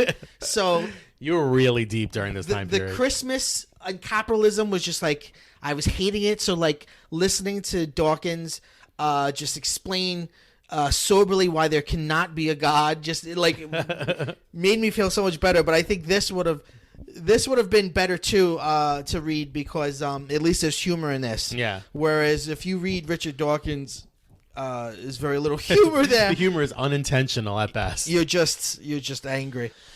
I mean, I would say personally too, like as a writer, like when I was younger, I saw a lot of myself in Sedaris, and he was the first memoirist that I read that I was just like, this guy reminds me so much of me, and like this is the kind of writer I want to be. And now I don't see myself in him anymore. He's one of those writers that if you are a writer, you'll write in his voice for a little bit before you find your own. Yeah, and I did. But what's funny is like I was 19. But he's writing this at 33. Well, I think I'm you're 33 right. He really, now, right? And I don't identify with this kind of. No, exactly. You know what I'm saying? You were right. He really did drift a lot in his life. Yeah, for longer than most. Yeah, I would say. I mean, I saw one of the movies based on his. Oh, Child of God, Cog. Yeah, that one. I actually never saw that. It's weird because it doesn't get the humor very much. It's very dramatic. And then I also read that he's not playing David Sedaris, but he is. Sort of. I don't know. Does he refer to himself in the essay? Yeah, the essay is about him. Well, I don't remember what the character's name was. I don't think the character is named David. I don't think he acts like him either, which is another weird thing. No, he doesn't. He doesn't do an impression of him for sure. Yeah. One day after he dies, there's going to be like a movie, I'm sure. Yeah. All right. Well, someone who's very white will make that. What do you think's your favorite line? I really like the New Jersey families. Yeah. The two loud, ugly husbands with 2 wives and 4 children between them. The children gathered around Santa and had their picture taken. When Santa asked the 10-year-old boy what he wanted for Christmas, his father shouted, "A woman! Get him a woman, Santa!" Right. There's a really interesting... It says, these men were very rude and irritating, constantly laughing and jostling one another. The 2 women sat on Santa's lap and had their pictures taken, and each asked Santa for a KitchenAid brand dishwasher and a decent winter coat. Then the husband sat on Santa's lap, and when asked what he wanted for Christmas, one of the men yelled, "I want a broad with big tits." The man's small-breasted wife crossed her arms over her chest, looked at the floor, and gritted her teeth. The man's son tried to laugh. That sentence, I read it a bunch of times trying to... It's dark. Understand it. The man's son tried to laugh. I think it's because again, it's like you said, it's just giving it to you. It's not. Yeah. It's not pointing you in any direction, and it's like, does the kid not get the joke, or does the kid know that he's disrespecting his mother? I think it's the second. I think I read it as it's so terse and dark. Yeah, it is. It is super dark. Yeah, I read it as like the kid was uncomfortable with his parents being like that, and to notice that what the kid would be doing. It's right, so and then weird. it's because of the diary format, like or structure, like then it just ends, and then it moves on to the next incident. Like exactly. He doesn't ever like reflect on any of this. Right, but well, he reflects on some of it, but a lot of it he just presents. He just presents without comment. That sentence, it was perfect, and it like stuck out to it, like injured me. And I kept reading it. All right. Anyway, it's fun. If you haven't read it, I would suggest picking it up. Read it.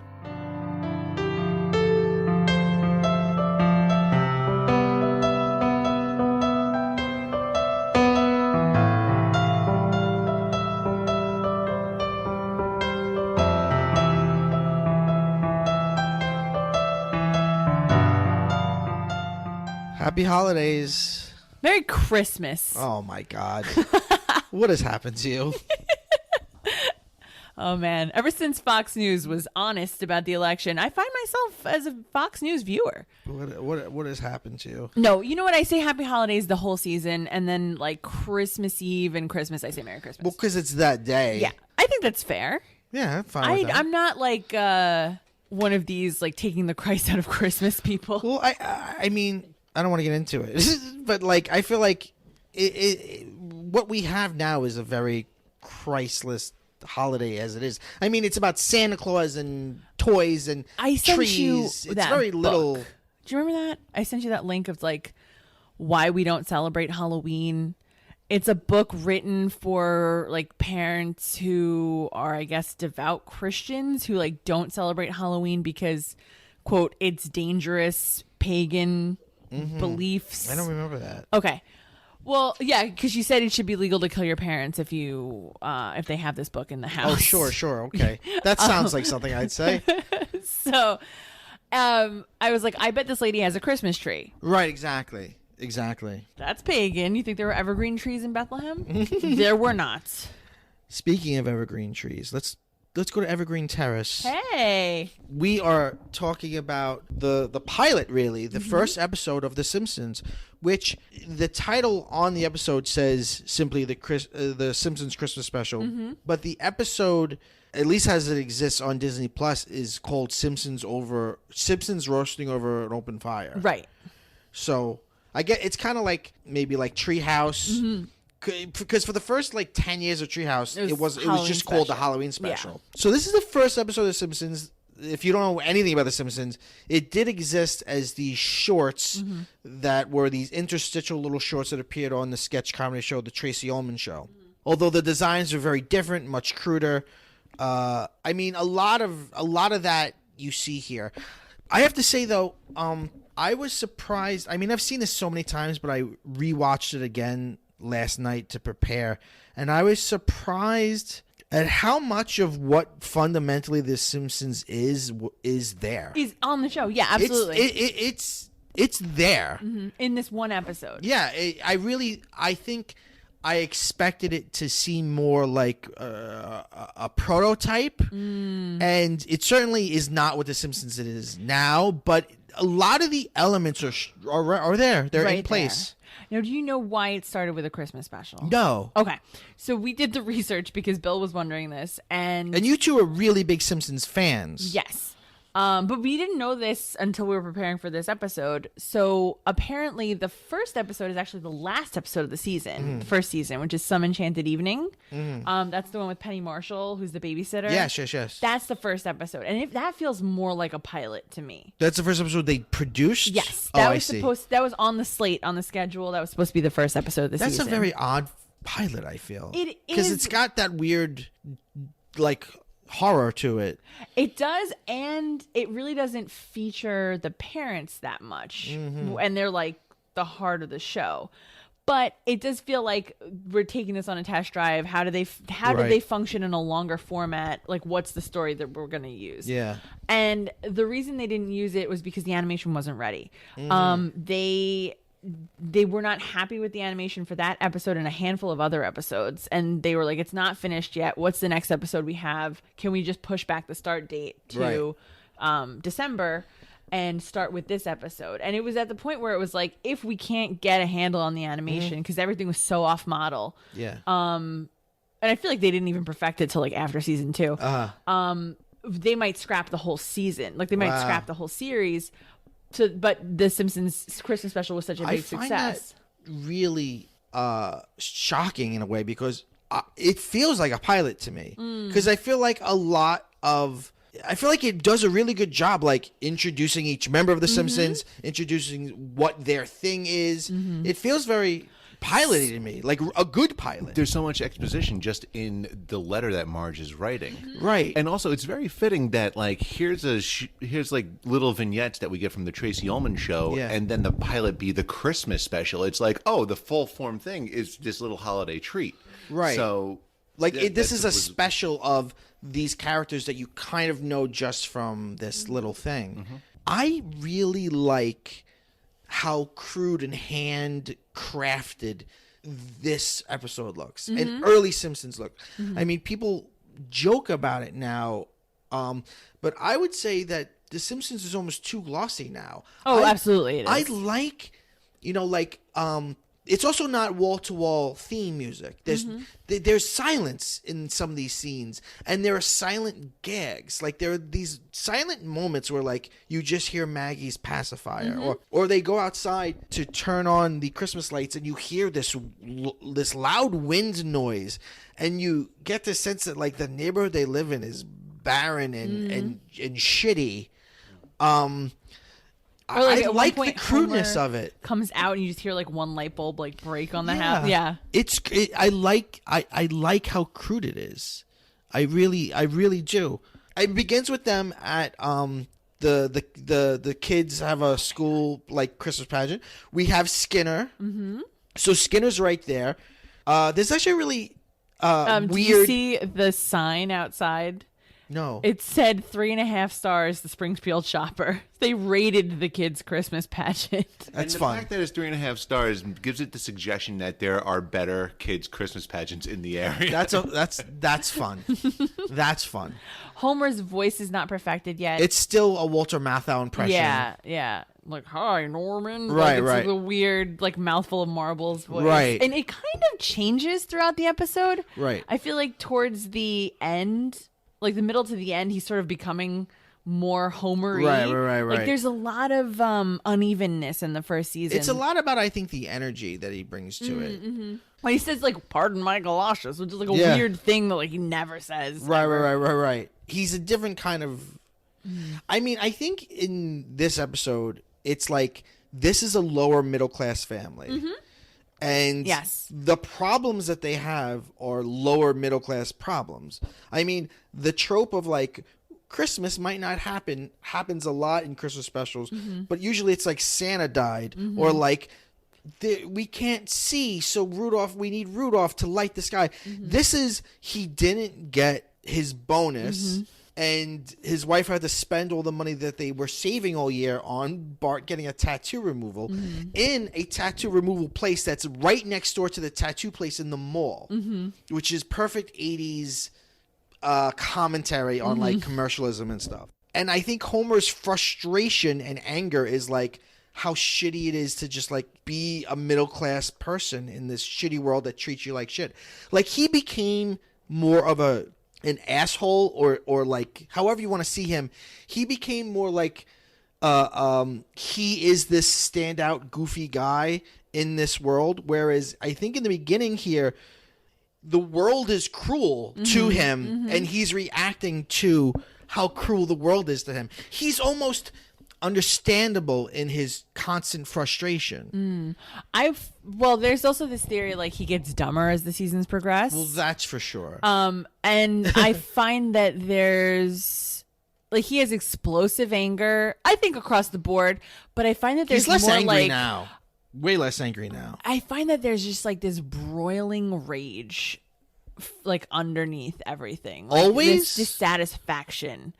I sensed that at the beginning. I don't know if I'd sensed that. No, not always. I would say here. Well, yeah, like even like he goes to the first dough in the episode is he's like, Marge, where are the lights? And she's like, they're over there, and then they're tangled, and he's like, dough, and it's like, the fucking things are tangled. Like life sucks. Like, everything sucks. Your kids suck. Your job sucks. Even that, he almost pops because he gets angry. He's like, Marge, where are the lights? And he's like, oh, I'm sorry. I just love Christmas so much. Like, it's like you're right. It's seething. It's just. But then he cowers into that, like, oh, I'm just a big kid. You know? Right. Exactly. where they emphasize he's less the big likable. Kid. Yeah, much less likable, I think. He becomes more likable in the episode when he breaks down. I actually think. I mean, we're jumping around, but because they don't have money to make extra money, he gets the idea from Barney to be a mall Santa, and I just watched for the first time Miracle on 34th Street, and the Santa Claus in Macy's Day Parade is drunk, and that's why, like, the real Santa or whatever in that movie takes his role, and that's how the story begins. And Barney being a drunk, at least in this episode, is just it's just the trope of the drunk Santa. And then, but then he's not. The Santa thing goes away for the rest of the series, and he's just a drunk. But it's like the bad Santa thing. Like it's interesting when you see like, oh, that's where the germ of that comes from. Mm-hmm. The scene where Bart and Milhouse, who's a very different kind of Milhouse. He's not a nerd or anything. Yeah. Or at the mall and they decide to like fuck with Santa and he doesn't know that it's Homer. When Lewis is part of their friend group a lot more in the earlier seasons too. When Homer's like, come in here, little boy, let's talk. You think he's going to like strangle him or whatever. And he just breaks down and he tells him the truth. And it's actually a very sweet moment. I'm so moved by it. Every time I'm always like, he just tells him the truth. The only person he confesses the truth to is Bart. Yeah. The person he's always at odds with, like for the rest of the series. And then they have that little secret. Yeah. You know, it's just. And he's like, wow, you must really want to help us out. And then he's encouraging him to like. To sink so low. Yes. and he's the one who encourages him to go to the track with the money. And like, come on, let's take a chance. Let's do it. Right, because he saw it on TV. And it works out on TV. It's like this meta commentary on television Christmas specials. It always works out. Like Bart goes on this. You know, he has like a real tear about like all Christmas specials end with like the family getting exactly what they need. So this is going to happen to us. And it does happen, but not in the way you would expect. Yeah. But I find that the Simpsons socioeconomic status really sort of changes throughout the series also. Like sometimes they're very lower middle class. They're never poor, but like. Right. Well, they own a home. Right. But there is a mortgage and. Mm-hmm. Yeah. But like Frank Grimes points out in his, his episode, he's like, you guys live like kings. You have a huge house. You have multiple, like 4 bedrooms. This place is, you have a wife who gets to stay at home. She doesn't have to work. Like, right. Well, I mean, and this episode really laid the groundwork into showing that mirror, especially that comes up in the Frank Grimes episode. There's a whole episode called Homer Defined about this, where there's a dictionary word called pulling a Homer. And it's just no matter how much you fuck up, you land on your feet. And at the very end of the episode, when Santa's little helper comes in, it's like, this is the perfect gift. Right. And it's like, oh, this is just some shit that just fell on me because it's the dog that I bet all of our Christmas money on. Right. And it's like, oh no, that actually worked. And then they took off the first 14 seasons of just that. But I love the idea that Santa's little helper is like a metaphor for The Simpsons. Like he's a loser, he's dumb, so like he fits in with our shitty family. Oh, and he'll be easy to catch if he runs away. Right. What a great joke. I love it. Famously, George H.W. Bush said in a speech, American families should be more like the Waldens and less like the Simpsons. Yes. And it was like this weird cheap shot, and it was this idea of like Simpsons were bad. And it's funny, I look back at it now and I think it's actually so sweet. Like it gets edgier as it goes on, and then when it gets way later on, I think there's an influence from like Family Guy and some other weird places. But like this early stuff is actually pretty like nice. The premises are also really grounded in reality. It really felt like a primetime show that just happened to be a cartoon. Right. Like it's not like Homer won a contest and now he's gonna be like the mayor of New York or like it's not ridiculous from stuff. Right. It's not that like different Roseanne from like or something, or like Married with Children, which is another Fox sitcom. Yeah. So this is just like we don't have Christmas money to buy presents. That's the premise of the show. Like it's such a realistic premise for a cartoon show. There's a lot of like interesting cinematography. Like there's a lot of weird Dutch angles and stuff. It doesn't always work. But they're trying a lot of stuff. Mm-hmm. It's super rough, but it's not like cheap the way like Hanna-Barbera stuff was cheap. Mm-hmm. Like TV animation's always cheaper. I mean, I guess probably the cheapest effect in it is when Homer is stealing the tree to sort of give you the idea that he's silhouetted. Yeah. He's sort of like a big blue blob. Mm-hmm. But even that's an interesting choice. I feel like they haven't done it really. He's supposed to get shot at in that moment, which is great.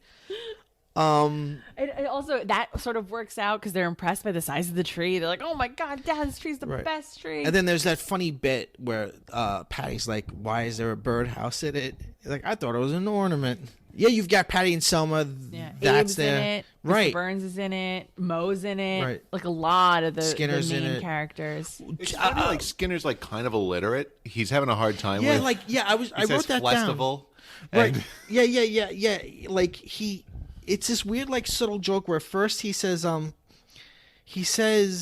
melody when he means to say medley, but then in the next sentence he says favorites. Favorites. That's He's it. like your holiday flavor. It's a very subtle, weird thing. He also seems to be having a hard time the next time he speaks, like pronouncing something. Right. Like, It's a weird. It's a weird whatever they were going for there. Well, Ralph is not Ralph. He's the Ralph design, but he's not that voice. Yeah, no, he's not, and he's not like dumber than a bag of rocks. He's, Right. He's not. You meant my Wookiee. Yeah. Can we talk about Flanders though? Like, how he's a completely different character, but like, it's, how do you? So there's still that Flanders envy, like here's the jerk that has everything. Well, he's the perfect. He's the perfect family. His house is the best. He has the best presents. His kids are nice to him and respect him. Yes, but the religious part of Flanders is completely not there gone. at all. Like the meekness is not there. Right, that's true. Like it says Xmas. Xmas. He took the Christ out of Christmas. He himself did that. I know. Never would Flanders do that. Right. But like the money aspect, like he seems to have money. He's materialistic. Yeah, he's got a fur materialistic coat. in this one. Yeah. Right. The fur coat. I was like, oh yeah, that is. Again, it reminds me of Married with Children because it's like the neighbors are or in a better place than them. It's that's interesting. Also, he seems kind of like haughty when they bump into each other, and he's like, which ones are yours and which ones are mine? Oh, this one's mine and this one's mine, which is like something I don't see Flanders doing at all. Right, in later right. seasons. He's always giving to Homer. Yeah, Or yes, Homer that's right. taking He's from so generous Right. to Homer. Yeah, Right. I feel like they were trying to find their footing with Flanders, like what type of character he was going to be. But Right. can we go back to the pageant for a second? Please. Why is Lisa pantsless? I think it's just bad animation. Yes, I think but it's it looks like supposed she to has be- no underwear on, and she's Right. just like a weird pantsless child, and Right. she's also wearing like a coconut bra top. It's It's very weird because the very like weird. it's supposed to be like versions of Santa throughout the world, Right. and she does like a Polynesian one. Toanga, the Santa Oh, Claus of the okay. South Seas, and she's got on this like tribal mask, and she's doing this like Fire dance? Yeah. Culture is not costume.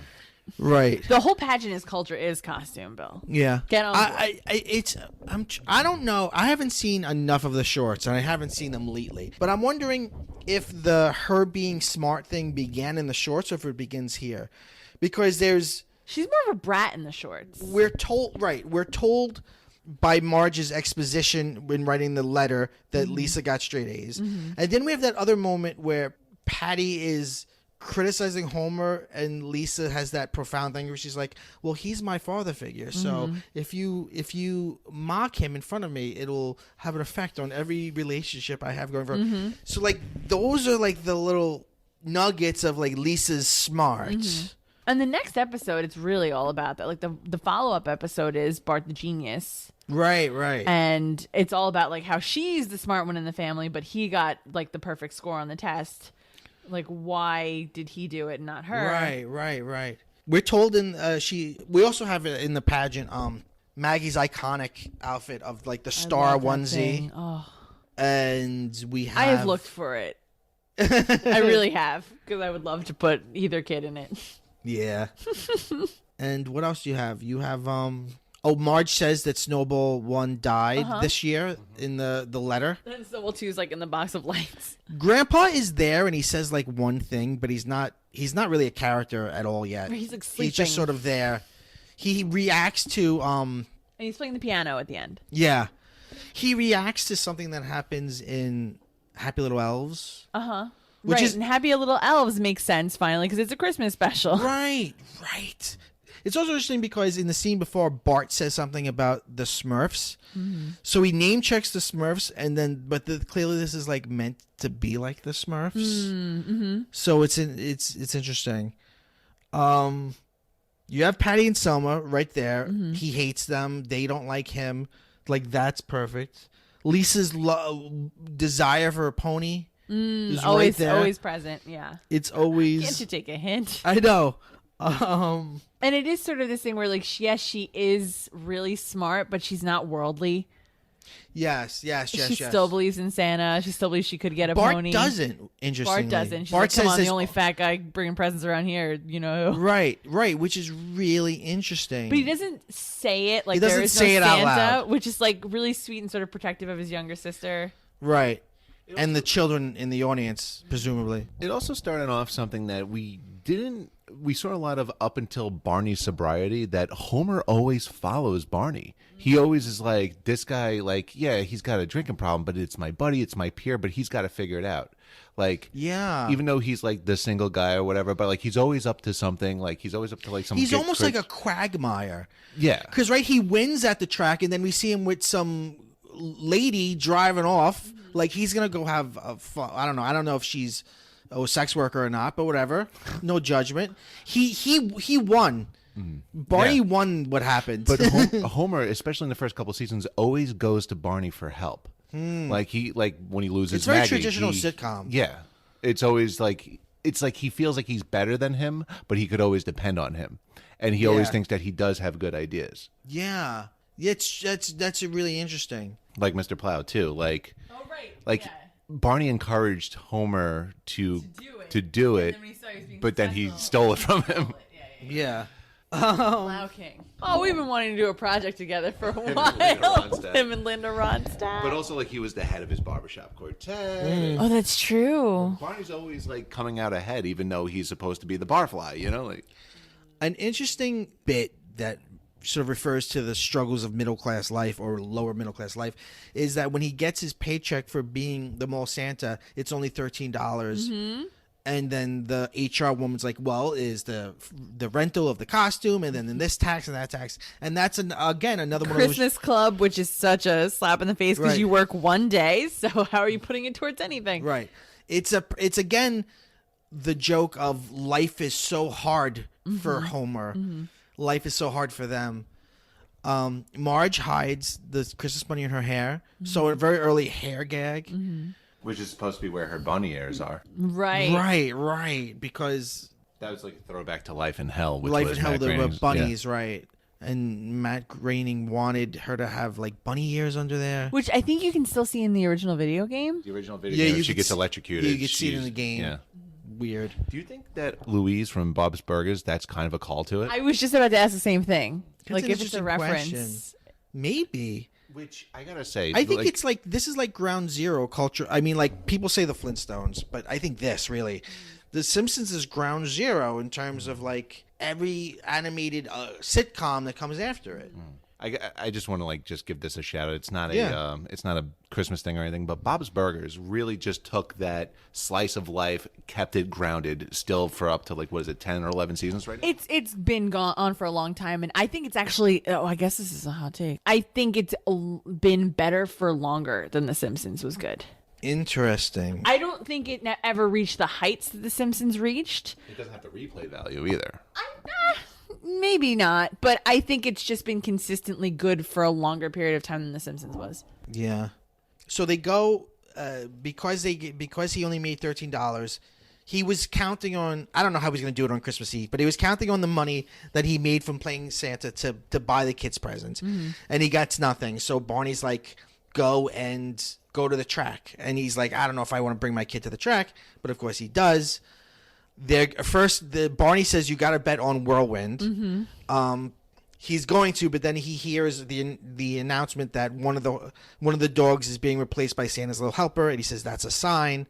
He picks Santa's little helper. Santa's little helper loses, and then you have like a very, very bleak scene of like Bart and Homer outside, like picking up garbage and like looking for a winning ticket, like desperately. The parking lot's empty. It's so sad. It really is. And then I guess the trainer like throws out fucking Santa's little helpers, like, you lost for the last time. And I looked this up today because I thought it was the pilot. It's not. The 18th episode of season 1 of the Flintstones is when they get Dino. Oh, okay. And Dino spoke in that episode. Weird. And I don't know, maybe the order was different because Dino appears in the other episodes even before the episode where they get him. Okay. Because I had always thought it was the first episode, because I guess that makes sense to me. Because I always thought maybe this was an homage to that, and maybe it is in some way. I don't know. Yeah. So I guess like, is there anything else you want to get to? There's nothing specific. It's kind of all there. We kind of hit all the differences. Mr. Burns' office, I feel, is very different. Oh, very different, yeah. Moe's is different. Yeah. But you can also see how they've expanded it because it looks very like pink. A lot of really nothing backgrounds. Yeah, it's just there's no dimension. So like once they actually fill out what Moe's is, it kind of does expand. Right. Like if you just Mr. push Burns' back the office behind is him. just smaller.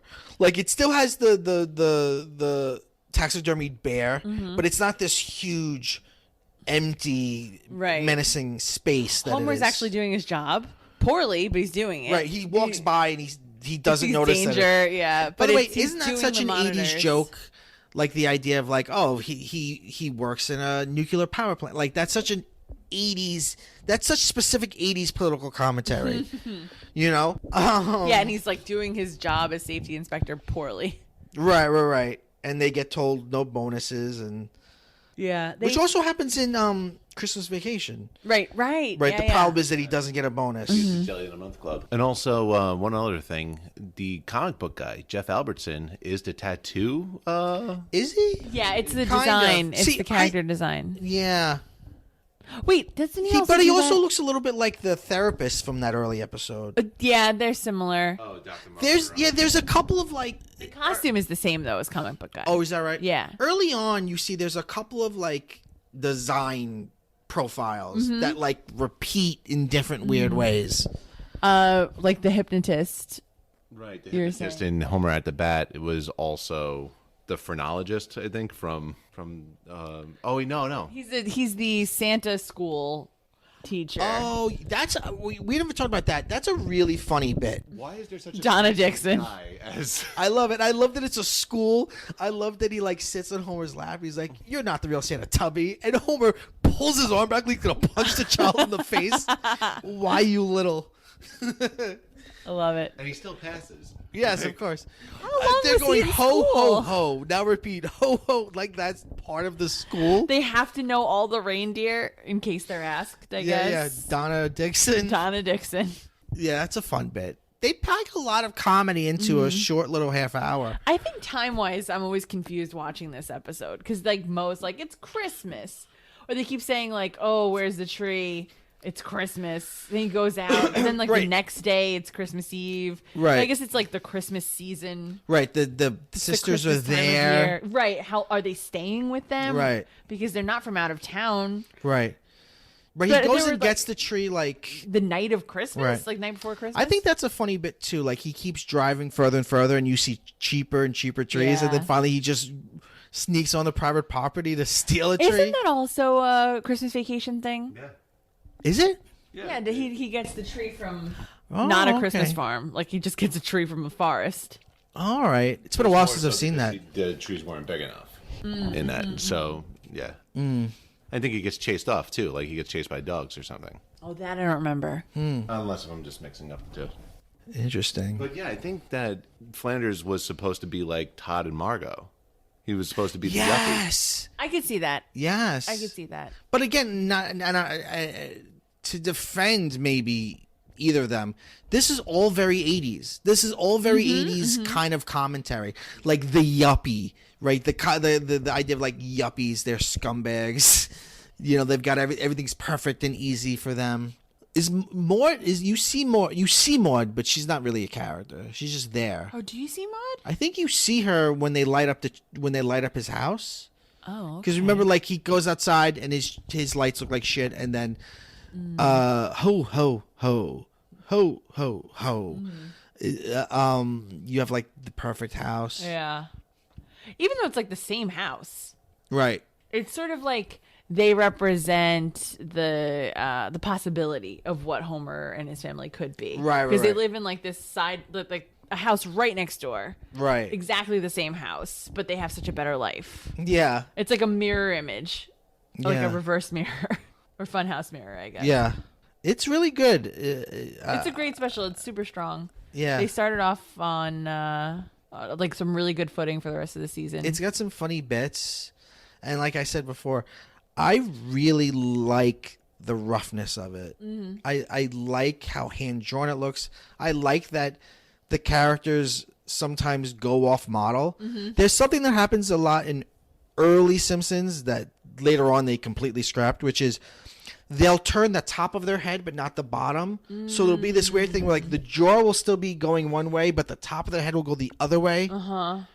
Do you I know what I'm talking about? Saying because the picture that they end with, like the postcard picture that they end with, Marge is like looking at Homer, but her mouth is this way and her teeth are like this. Miss Potts does that a lot, like in her physicality, and that was supposed to be the first episode. Yeah, it took a while for them, but you know what? You also see them like head on a lot more often, where they have like a weird like bulb nose, which I feel like later on they realized let's never do that. Yeah, because it looks so weird. That's something we need to not do ever. Yeah, there were a lot of notes. Yeah. And also, like, I think I might be wrong with this, but I don't think there's a consistency on how many spikes Bart has or how many spikes Lisa has. Okay. Early on, at least. But it's even more rough if you look at the Tracy Ullman stuff. Like that stuff's really rough. Well, guys, thank you. Happy holidays.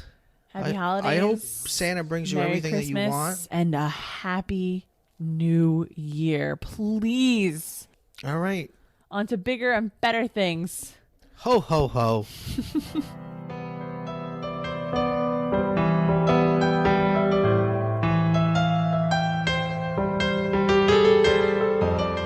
This is from Mental Floss. James Edgar, the Pioneering Department Store Santa, by Jake Rosen. This was published December 12th, 2016. Edward Pearson was in his 90s when he told a newspaper reporter about the most magical day of his childhood. Quote, "As long as I live," he said, "and I've lived quite a few years, I'll never forget that experience. It was December 1890. Wow. And a young Pearson was wandering the aisles of the Boston Store. That's the name of it, the Boston Store, an upscale department store in Brockton, Massachusetts, when he turned a corner and saw a portly man with a white beard and a red suit. All of a sudden, right in front of me, I saw Santa Claus," he recalled. "I couldn't believe my eyes. The man smiled and approached Pearson. Like most kids, Pearson had only seen interpretations of Santa in magazine illustrations, never in the flesh. But here, in a department store in a small town near Boston, was the man himself. In reality, Santa was James Edgar, the owner of the Boston store, and a man who bore a resemblance to the holiday icon long before he ever asked a tailor to fashion a costume for him. For hundreds of kids who visited his store, Edgar became something their eyes could hardly believe, the first department store Santa." James Edgar was the first department store Santa. Mm-hmm. He also owned the store, and it was his idea. And this is 1890. I did a lot of research on this today, and by that I mean I Googled a lot. Yeah.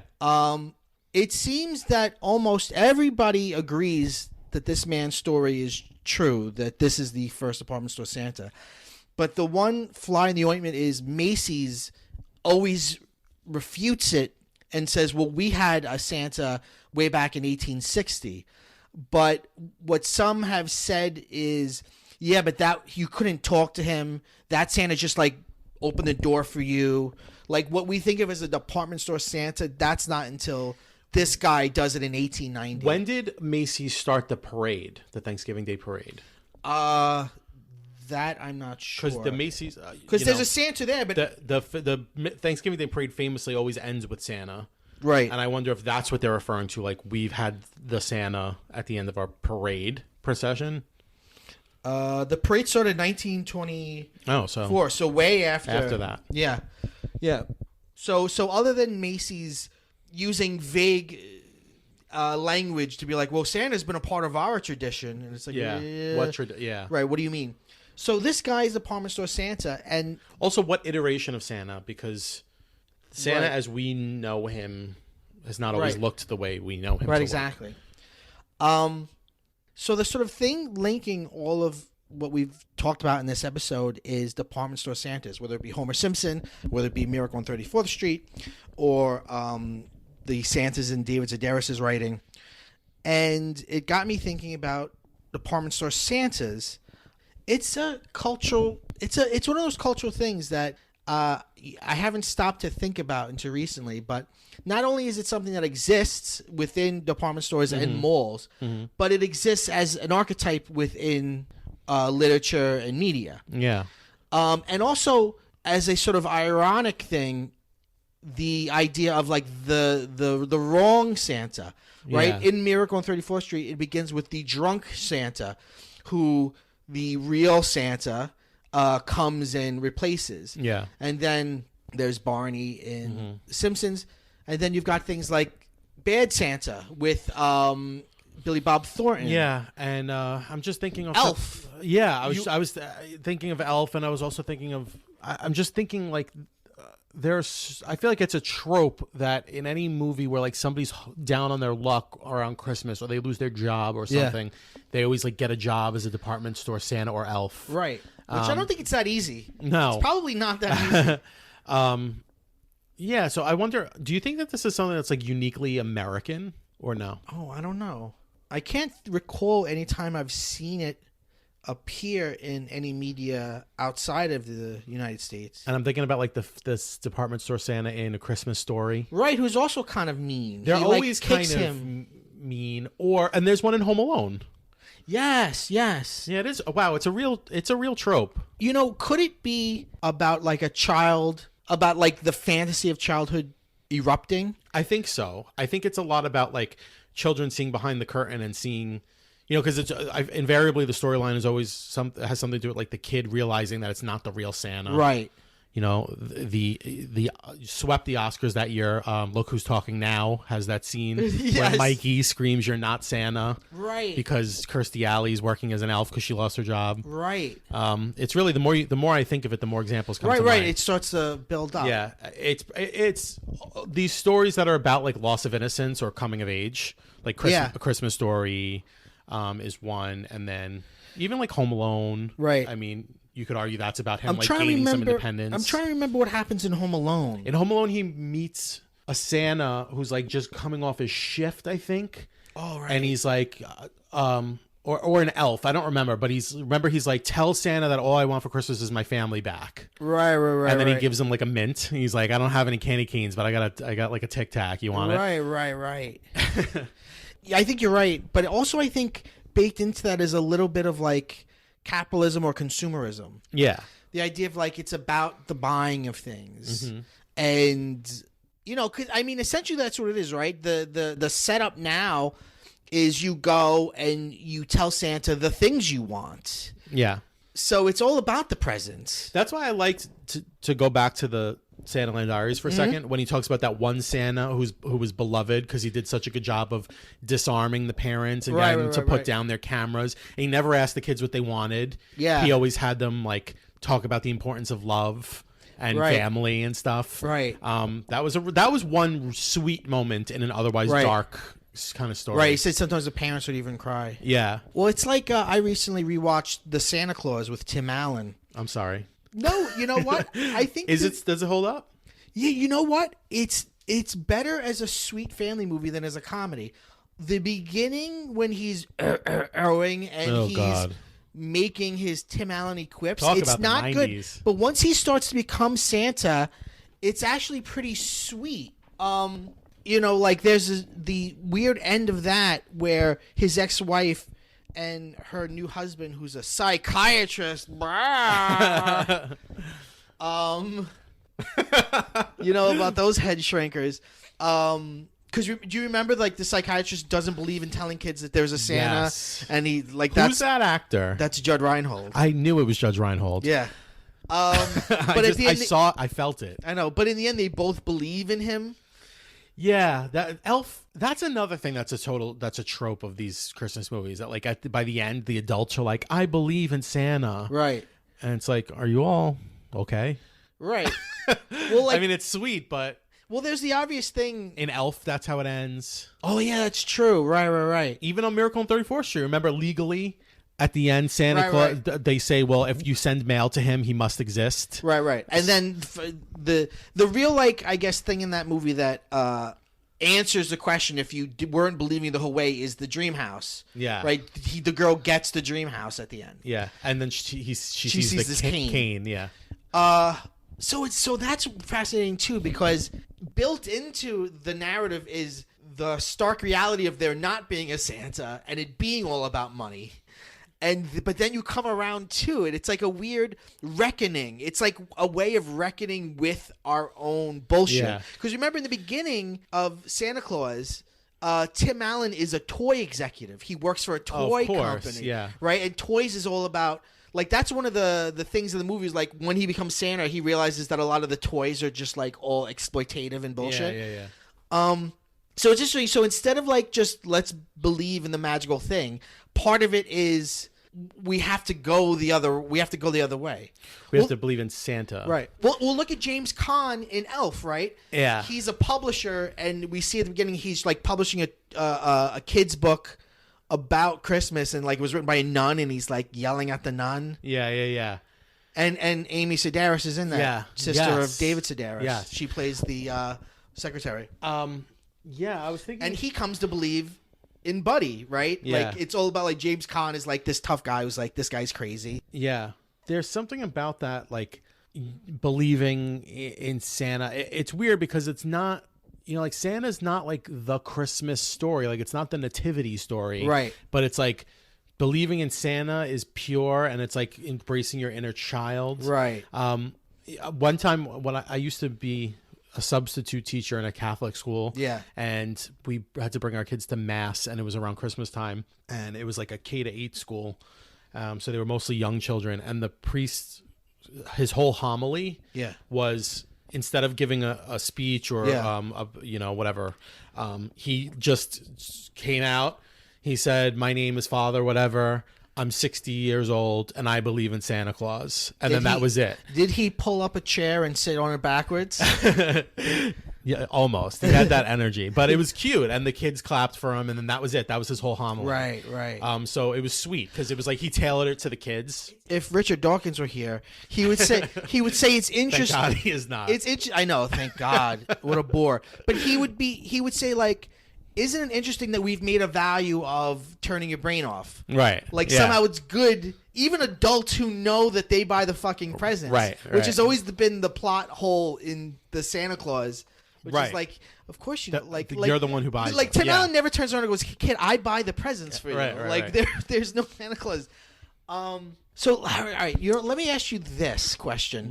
Before you go there, I just thought of this. I feel like this is a larger trend too of, and I would credit Dickens with this, of like Christmas being at odds with greed and capitalism. And capitalism is like a big theme. Right. That's just, we still make movies like this. Right. Like, even those shitty Hallmark movies are all like, big city exec goes back to her hometown and falls in love with the department store Santa or whatever, and realizes the true meaning of Christmas. But the problem I have with a lot of it is, like, things like feminism and science get swept up in it. Whereas, with Dickens, I think Dickens, it's still pure. It's still like greed is bad. Yeah. Whereas, like, in Miracle on 34th Street, again, we have a parent who doesn't tell her kid about Santa. Right. And the whole thing in the original version is like, this single divorcee woman, she's raising her kid wrong. Right. Like, you got to believe in Santa. Like, you know what I mean? Like, what are you going to a psychiatrist? Like, it's like, that's the shit that's like, What were you going to ask me? I was going to ask you, I don't have kids, you don't have kids. Would it be so crazy to not do the Santa thing? That's what I was just going to ask you. Because I've thought about this a lot. Like, I can't think of a good reason either way. Like, you would want to do it just because it's fun and the world wants it to happen, right? Right. I mean, the other kids in their school, probably the majority will also believe in it. You know, like, it's a big decision to not do it, because then you have to teach your kid to not tell the other kids. And children are not good with that. Right. But at the same time, it is just crazy that we do this, and it does set you up for thinking in a weird way. Well, I've thought a lot about this, actually, even though I don't have children. Yeah. First of all, I want to point out that, and I'll go back to my own discovery of there not being a Santa Claus. Yeah. It's a bomb that explodes 3 times, because in that moment, people never acknowledge the fact that you also have to tell your kid there's no Easter Bunny and no Tooth Fairy either. Right. So it's like their whole world explodes. Right. And it's ba-boom, ba-boom, ba-boom. Right. 3 right in a row. And I remember trying to negotiate and being like, but the Easter Bunny's real, right? And Mom being like, no, it's all fake. Yeah. But it is weird because it's a nice tradition and it's cute, but I do think back to when I learned that there was no Santa Claus, and it's got a little edge of trauma to it. Yeah. And you do kind of feel like I've been lied to my whole life. What the hell? So perhaps but it actually is good for the skeptic in you, because maybe the important thing is not the believing, but the slap in the face. Well, that's the thing. Maybe it's like a coming of age, like it's a rite of passage, like when when they take the blinders off and say like, no kid, like there's no Santa Claus. Right. And it's like that, maybe that part is important for your development. Right. Even more than the belief Even part. more than yeah. Because I feel like if you tell a really small child, like, no, the opposites argument is, you want your child to know that you love them so much that you're lavishing them with these gifts. Sure. And really, like, this invisible man is getting the credit for all the money you're spending and all the care you're giving. But at the same time, I think parents truly don't. In theory, yeah, but I don't think parents really care about that. No. You know, so I think it's nice. I mean, I don't think I'm going to buck the trend when I have Right, children. exactly. I mean, you can make a lot of declarations before having children of what you're going to do, but then when it comes down to it, it's like, well, I mean, look, the kid's going to go to school and tell everybody you told them there's a Right. Santa Claus, and that's a bigger headache than just pretending. Right, and like your godfather to a lot of kids, like being at a Christmas party with kids is fun. Like Christmas is different when there's a kid there that believes in Santa. Of course, like you can play along with it. Yeah. You know, it is fun. If you don't think about just how fucking weird it is, it is weird. I know it's a weird. It's truly like it's a custom that is strange, because it's just it's like the mass delusion of children. Right. But I mean, if that pill Richard Dawkins was here, he'd say that religion in general is the mass indoctrination and delusion of everybody. Right. He would say that it goes Santa, Easter Bunny, Tooth Fairy, God. Like, right. That's the none of it's real. Right. It is fascinating, and it is fascinating that it's this trope. Yeah. You know what's weird though, and maybe I'm just speaking for myself, but when I was a kid and we went to department stores and saw Santa and stuff like that, I always had the sense that was never the real Santa, which is funny because I believed that Santa existed, but I was always like, well, that's not really That's him. not the real dude. And I don't know why. And I also remember, and now these memories are coming back to me. I remember seeing a bite being taken out of the cookie and being like, that's proof if I've ever seen it. Yeah. And like literally being like, Mike, the cookie is bitten. How can Somebody you deny call it? the Times. He was here. Yeah. He came in, and I remember we lived in an apartment in Brooklyn at the time, and our parents told us he had to come and do the fire escape because we didn't have a chimney. Right. That's how he does it in Brooklyn. My experience was like I got up to go to the bathroom in the middle of the night, and like I saw mom and dad dealing with presents. Right. And they were like, "Oh, Santa just left." And I remember he's busy, so he has to tape the. Yeah, and I remember just being like, this is weird. And then, like from that moment on, kind of being like, I have doubts, but I'm gonna push him deep down inside. I love the child detective, like, this is I odd. got a hunch about this. And how mom and dad would be like, go to bed. You really got to go to bed, or else Santa's not gonna come, because they were like, God damn it, I have to like stay up all night doing this. I know, yeah, it's gotta be, but that's gotta be fun too, Yeah, right? and then dad setting up the tripod in the morning, be like, don't come out of the room till we tell you to. We want to get it on tape. Yeah, you gotta capture that. It's so funny. And what about my favorite day is Boxing Day. All right, well, this has been PCMC. Have a good holiday season. Happy holidays. Go bye-bye. Go bye-bye. Go bye-bye. Go bye-bye. Go bye-bye.